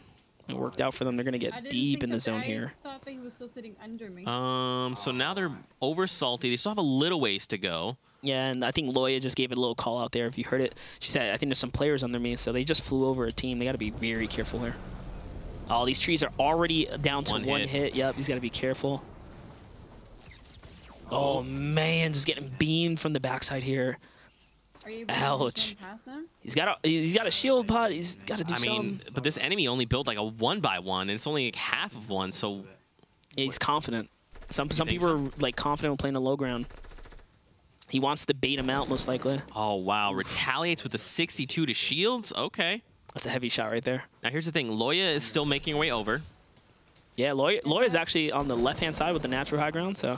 Wizard goes down. Also, that's why he didn't build fully there. His teammate wasn't in the proper position to make the push, so he was kind of waiting on his squad mate. His squad mate came up, but a little too late. Looks like he's going to be able to pick himself up. Now here's the tough heavy spot. Upgraded loadout right here. The tough thing here is the storm is coming in right now. Yep, they got to get out of here. Okay, so finds extra loot. Now Loya here is here as well. They're still hurting on materials. Look at that. Loya just said, "I'm gonna sky bridge." Yeah. It's a scary push right there. And Razor, they're within the storm right now, which is good. Good to see them kind of approaching that end game. Let's see if they make the right decisions to kind of survive it out. So if there's one thing we've seen from DK, it's that he is a look at that shot. He does not miss shots. He's showing up week after week with this, and this is a semi. I love the semi. The semi's in such a good space in the game right now. That small damage buff that it got about like 2 updates ago really made a difference on the semi sniper. Like kind of seeing its way up into the competitive play. Go to waste here as well. Might be someone pushing up. DK is a legendary sniper here. Notice they're checking their 6 right here. They definitely don't want to, you know, get too excited. This is a, you know, proper kind of keeping your cool. These guys are really keeping their cool. Yeah, they're building up the other. Do you want the big? Kind of hear them kind of talking through, and it's funny because they're saying even things that they think they're saying they could do this, they could do that, right? Yeah. Just always reminding and refreshing what you think could happen. So notice he gave the shield up to Razor. Razor's probably definitely the more confident, close quarter, you know, aggressive player. Yeah. So like you got to know your teammate, right? Is your teammate better at building and stuff like that? You might want to give him the full armor because he's the one that's going to be in the front line. Yeah. And DK probably plays that support role. That's why he's got the sniper. So you kind of see the playstyles right here, showing themselves in little ways. And look, the circle finds itself on top of them. So now they're just going to build up. Just going to play the slow game. Yeah, you definitely just want to chill, especially with zone right here. Yep. Thick and block. Over to them. Ooh, so what are they going to do here? They're like... They might be looking to just bounce out. Oh, they're just setting up some, you know, little structures to protect themselves so you can get some shots and some players hugging on the mountain, I think. And I think, so if I'm not mistaken, on the across the way on that mountain... Right, yeah, you got Razor and DK over there. Yeah, so they're on the mountain just in front of them, yeah. They're posted, but you see that team down to the left? That's why he built this little, you know, odd structure to kind of protect them from Razor's shot. Yeah, because they already got knocked once, right? By the semi-sniper. You know he's got a shot. So that's a little bit of respect. He's kind of, you know, exposing himself a lot here, though. It's a little risky there. A little bit risky. Little risky, dude. Look at this. So now he's trying to see if there's anyone behind him, and now they're just going to keep pressure here. I don't think Oh my, that was a shot on Loya from that far. 200 meters. 200 meters with elevation. That's crazy. The compensation on that shot was really good. I told you guys, these guys on the EU scene really show up with these sniper shots week after week. It's kind of crazy. Wait, so Amar and Ames here are like literally to the... What, right of these players here? Okay. Yeah. They're on the mountain behind them. Everyone's so close because you can see the bridge right there. It's just battle after battle here. Gotaga and Mikolau still here. I'm telling you, they make it to these end games pretty consistently, so they have good game sense and rotations. And I mean, they've been picking up eliminations here and there, so they're playing some really good games consistently. 31 players left alive. What's going through their heads, Monster? What do you think? They're buying time. You notice that they're in like a little bit of a sky fortress off of the side of a mountain, so they're keeping their elevation, but they're not, you know, burning resources. And you can tell they're kind of actually low on resources here. So they're just looking for someone to rotate in from the storm, get themselves a quick pick, and hopefully capitalize on that material delivery, if you want to call it that. And wow, just catches one, not even moving there. We call this gargoyling. You just kind of sit there for too long. Yeah. And Mikolau says, look, I've got a heavy sniper, bro. That's it. That's a long-range shot. This heavy sniper actually has a little bit less bullet drop, so you know, you're more likely to hit your shots. The velocity on the bullet's pretty quick. Yeah, oof. Oh my almost gosh. hits that shot as well. He's probably right here. You just want to pull out his AR. Oh yeah, the hesitation. He lost on a free elimination there. That player was super lit, but you know, the long reload time on the heavy kind of cost him a point there. And look, because he's committing so much to this, now there's like players above him. They're dropping their remote explosives. Knock him off the high ground here. Trying to beam in, trying to... Remember, the more, I was going to say, the more focus he puts on the right side, this other team's just kind of coming in from that blind side. Because there's a squad above him. That's why Gotaga's actually playing, you know, the build off, just kind of like making sure that he's safe here. What a headshot. Another shot on Nox. This guy is crazy. Oh, and look, now he just draws a beat again. He's like, oh, look. Game 5, the game of the sniper shots here, for real. He's literally just waiting. He's like, give me a single pixel. It's like, I dare you. I dare you. I dare you. You hear it. I told you, when you hear the heavy sniper, you got to respect it. It's kind of like the double barrel. And the thing is, too, is like you never really know kind of where it is, right? You hear it and you're like, so loud. Keep our heads down. We know there's one in play right now. That's right. So it looks like now they have the worst zone that they could have here. There's a mountain next to them, and then they have to cross all the way. Yeah. You know there's a team up top. This is a pretty tough rotation for them. They're going to be looking at. I think Tixie's pretty close to them right now, but he's making his way into the circle. Right here, Tixie doesn't want to battle. You know, he wants to conserve as much materials as possible. He just wants to get there. Notice, you see, like most teams, they do like the whole crazy over turtle build right there. He's just rotating comfortably before things kind of pop off. And look, these dudes are right underneath the base. They're deciding whether or not they want to siege it. Oh, so these guys, yeah, they're doing the editing, so they're kind of looking out. But it looks like they didn't get spotted because they would have went higher right there. And there it is. Oh, look how quick the reaction speed was as soon as he noticed them. RPG is a game changer here. What a shot on Razor. That's a 170 crit shot right there. That was actually crazy. And now he's got the high ground. He's just going to dive in here. Got to be careful with the spike traps. He's trying. Oh, DK goes down to Razor, and DK are eliminated. Yeah, he's hype.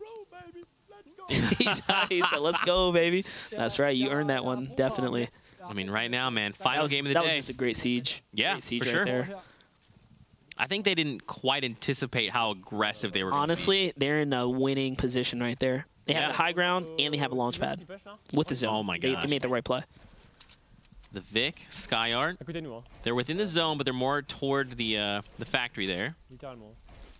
Ooh, this is a scary spot to be in because, yeah, they can kind of, like, you know, hold people out, but next zone is really going to dictate. So they're not going for center. They're playing the edge here.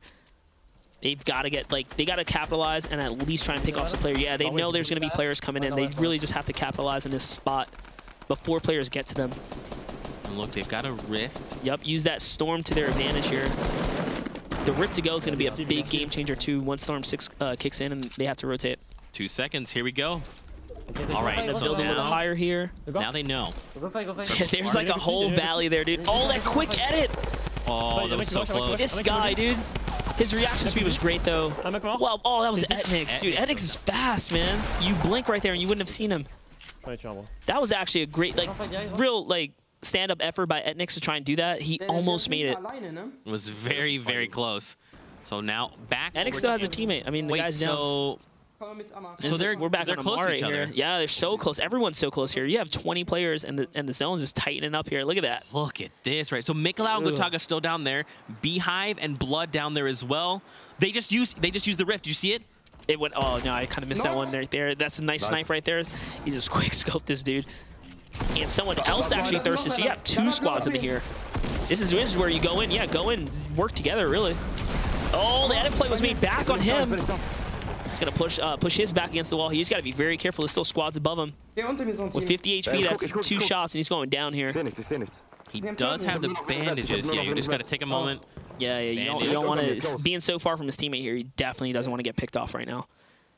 So they're kind of not working together, right? Like his teammates in his own little battle, his little skirmish here. He's in one. Just rip the shield from that player there. Amar's not that close, surprisingly. Oof, he just got shot in the back right there. Now this is going to bring him danger close to the other opponent. He only has 3 bandages left. He didn't even finish that bandage. Yeah, his teammate went down, see? So these guys are rotating. He's trying to get a pick right here. Oh, he has no mats, Monster. Honestly, I give this kill to the Storm. Don't let him take it. Oh, Keenstar, wow. But now look, now Keenstar's in the Storm right now. That's a game changer right there. If he could have got that knock and then just threw his own body into Storm, so Keenstar's team didn't get the point, that probably would have been the best play. Another snap. Mikolaus on it right here. Jeez, slow it down, brother. Not playing any games. No, you see, so he has to reload the sniper here because this is going to be his get-out-of-jail-free card.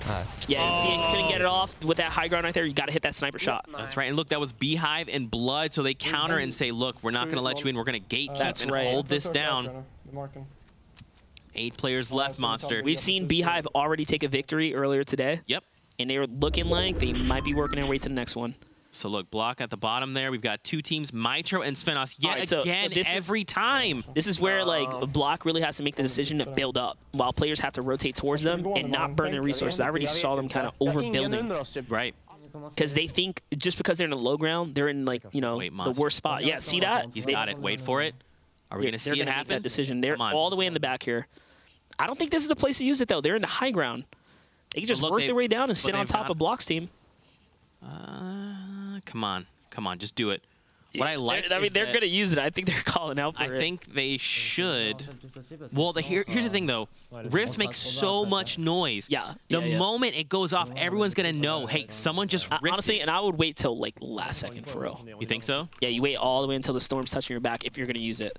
There's no sense in going early or get shot out the sky, right? That's true. And look, I mean, they're doing the smart thing. They're just 1 grid space at a time. Moving forward, do we need to use it? That's why he's holding out, and there it is. They decide, all right, it's go time.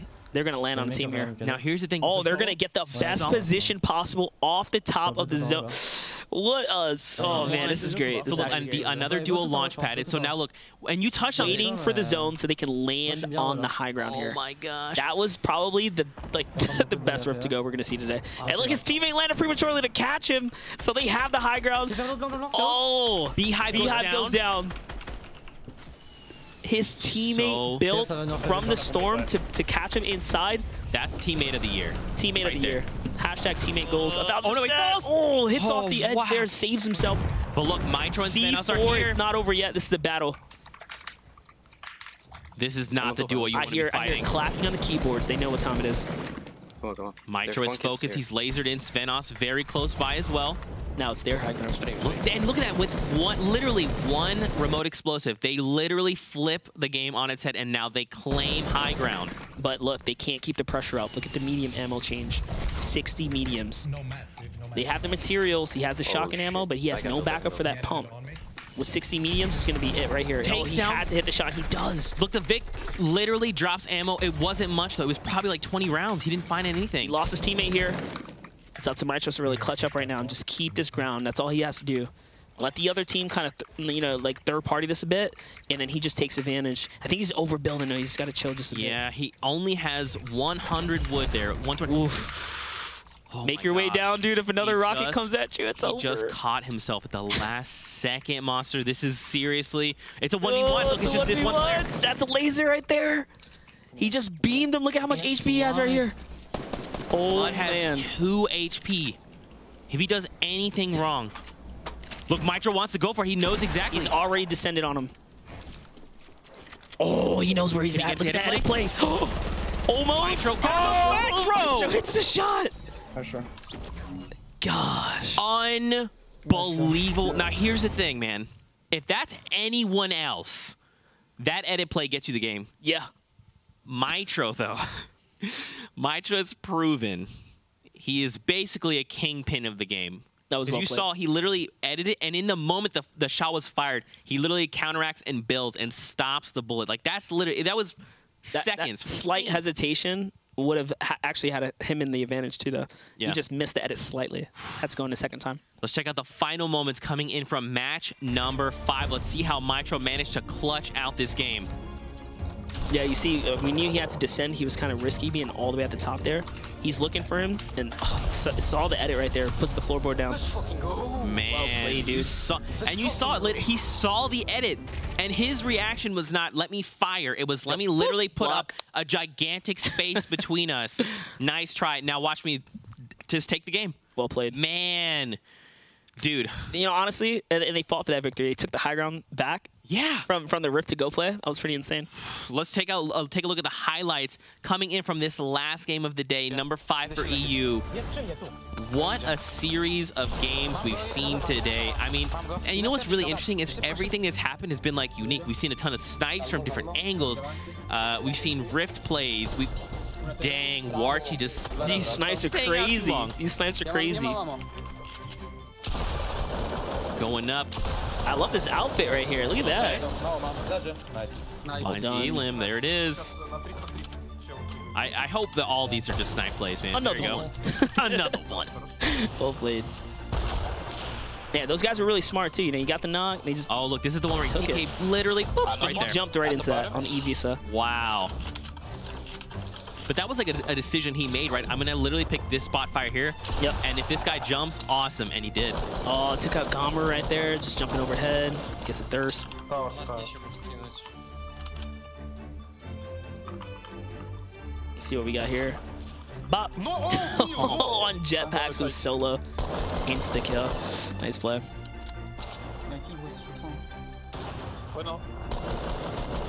Trying to put down shots. Look at that on Veinless.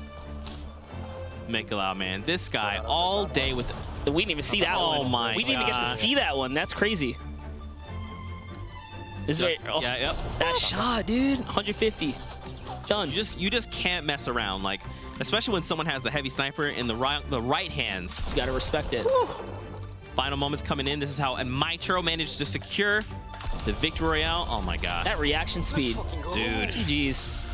Just unbelievable. I mean, these are the guys that won a few weeks ago. Atlantis showed up. They cleaned up. They even played phenomenally last week. I mean, these are dangerous players. Absolutely. Man, what do you think? What's been your favorite moment from the day so far? Oh, man. I think everyone knows that was it Game 4?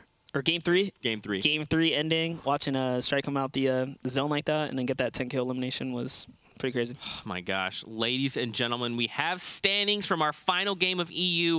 Let's take a look and see where players fell. So right there at the top, Mitro and Svenos. Scoring 8 with it. The Victory Royale. It's heavy. Woo! Block right behind them. Fixie, Solary Kinstar, and J-Biz coming in at 3rd. Beehive Blood 4th. Skyart and the Vic coming in as your 5th place team. Let's now hop over. We'll see who ended up taking top 20th. Gomru there in Jetpacks. Nice job. Now keep in mind, every game was a clean slate, but we do have final kind of cumulative bonuses that are kind of racked up, so we'll have those standing shortly. But man, that just shows you, like, getting 2 eliminations, you know you're kind of top 20 already, so you're really hunting for that 3rd and 4th because that'll put you closer to top 10. Yeah. You know what we also have is a Mikulov package. Oh, yeah? To take a look at. Let's see gameplay coming in from Mikulov. Just put them together. I mean, put it all together. Just put it. Oh, yeah. I mean, this guy literally showed up all day, right? All day. We've been so much consistency coming out of him. Look at all his highlights. He's playing so great. Oh, and they timed this one. Yeah, remember? So he takes the wall down, and then his teammate finds the headshot. Just don't. If this guy's got a sniper, you back up, boys. Hey, you get away. You can't even get away, actually. Yeah, Mikulov is not going to allow it.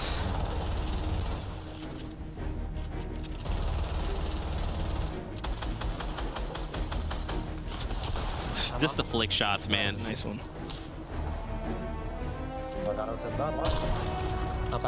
The big boy. Oh my gosh, man. It's just like, why can't I be this good at that Fortnite? Track, just the lead. Unbelievable. So What do you think, dude? How are you enjoying this format? I think so far, teams have really showed up after they got cooking. So I think we can see a little bit of consistency probably develop later too. I would assume probably the NAC is gonna have a little bit of a slow start, but you see at the end like multiple teams picking up 8+ kind of eliminations and stuff like that. So yeah. Do you think there's maybe anything they might have learned from just watching EU play? Oh, without a doubt. Whenever you get those sky views, you kind of see the hot spots. Like let's just say I'll give an example: Flush Factory. At first, someone's there, and then you realize like it just kind of cleared out. So for teams that are kind of don't know where they want to go, it might be a decision. But I gave away the juice, so sorry. Now we have the final standings coming in from this is the first day, our first 5 matches. Man, I am not surprised to see Skyther at the top. We saw him drop a 20 bomb there in game number 3. And Kensar and J-Biz, they had consistent play throughout the day. Exactly. Teaksy, Skewer, Gotaga, Mikolau. Again, I'm not seeing surprised. Gotaga all day today with these plays. That's why they got it. Unbelievable set of just our first 5 games. We have 5 more coming at you guys tomorrow for Europe, and then we have the 5 later today at 2. That's right. So let's talk about the schedule for those of you guys tuning in. We just wrapped up pretty much Series 1 of the day. This is the EU bracket. We ran through the 5 full games here. These are all the final stand-ins, so you guys got it on the spot. We're going to take a small intermission, or actually a little bit of a break here before we pick back up with the NA scene for part 2 of today, which is kicking off at 2 PDT.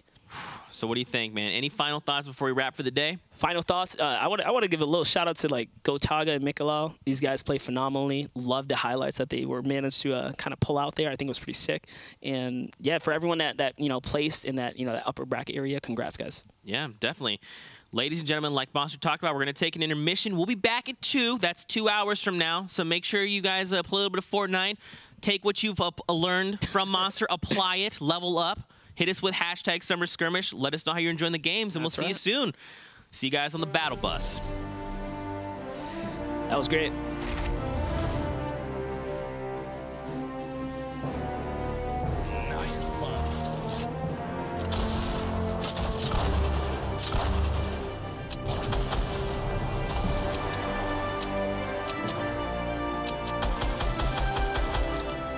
Så gjort, man. Så stark. Åh, digga, Ni kommer rotera efter dem här. Vi kommer rotera efter dem här. Det där berget. Han blev död. Kör. Spela lite till bara. Jag spela till bara. Det är på ett. Nej. Jag går in i boss. Nice! Kör igen. Där. Taggad. Kan han bita det? Nej, jag vet inte. Jag får bara hit Marcus. Knockad! Åh!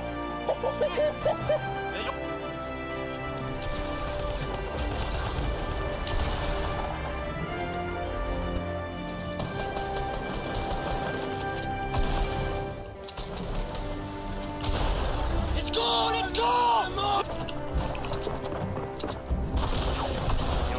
Got him. Nice.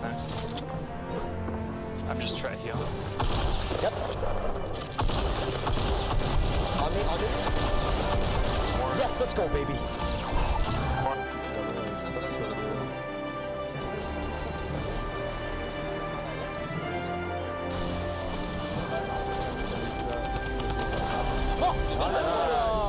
Les mécaniques qui partent, c'est parfait. Power star.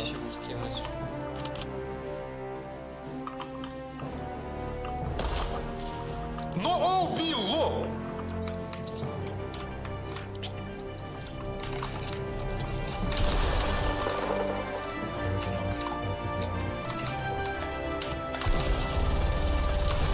Let's fucking go! Let's fucking go!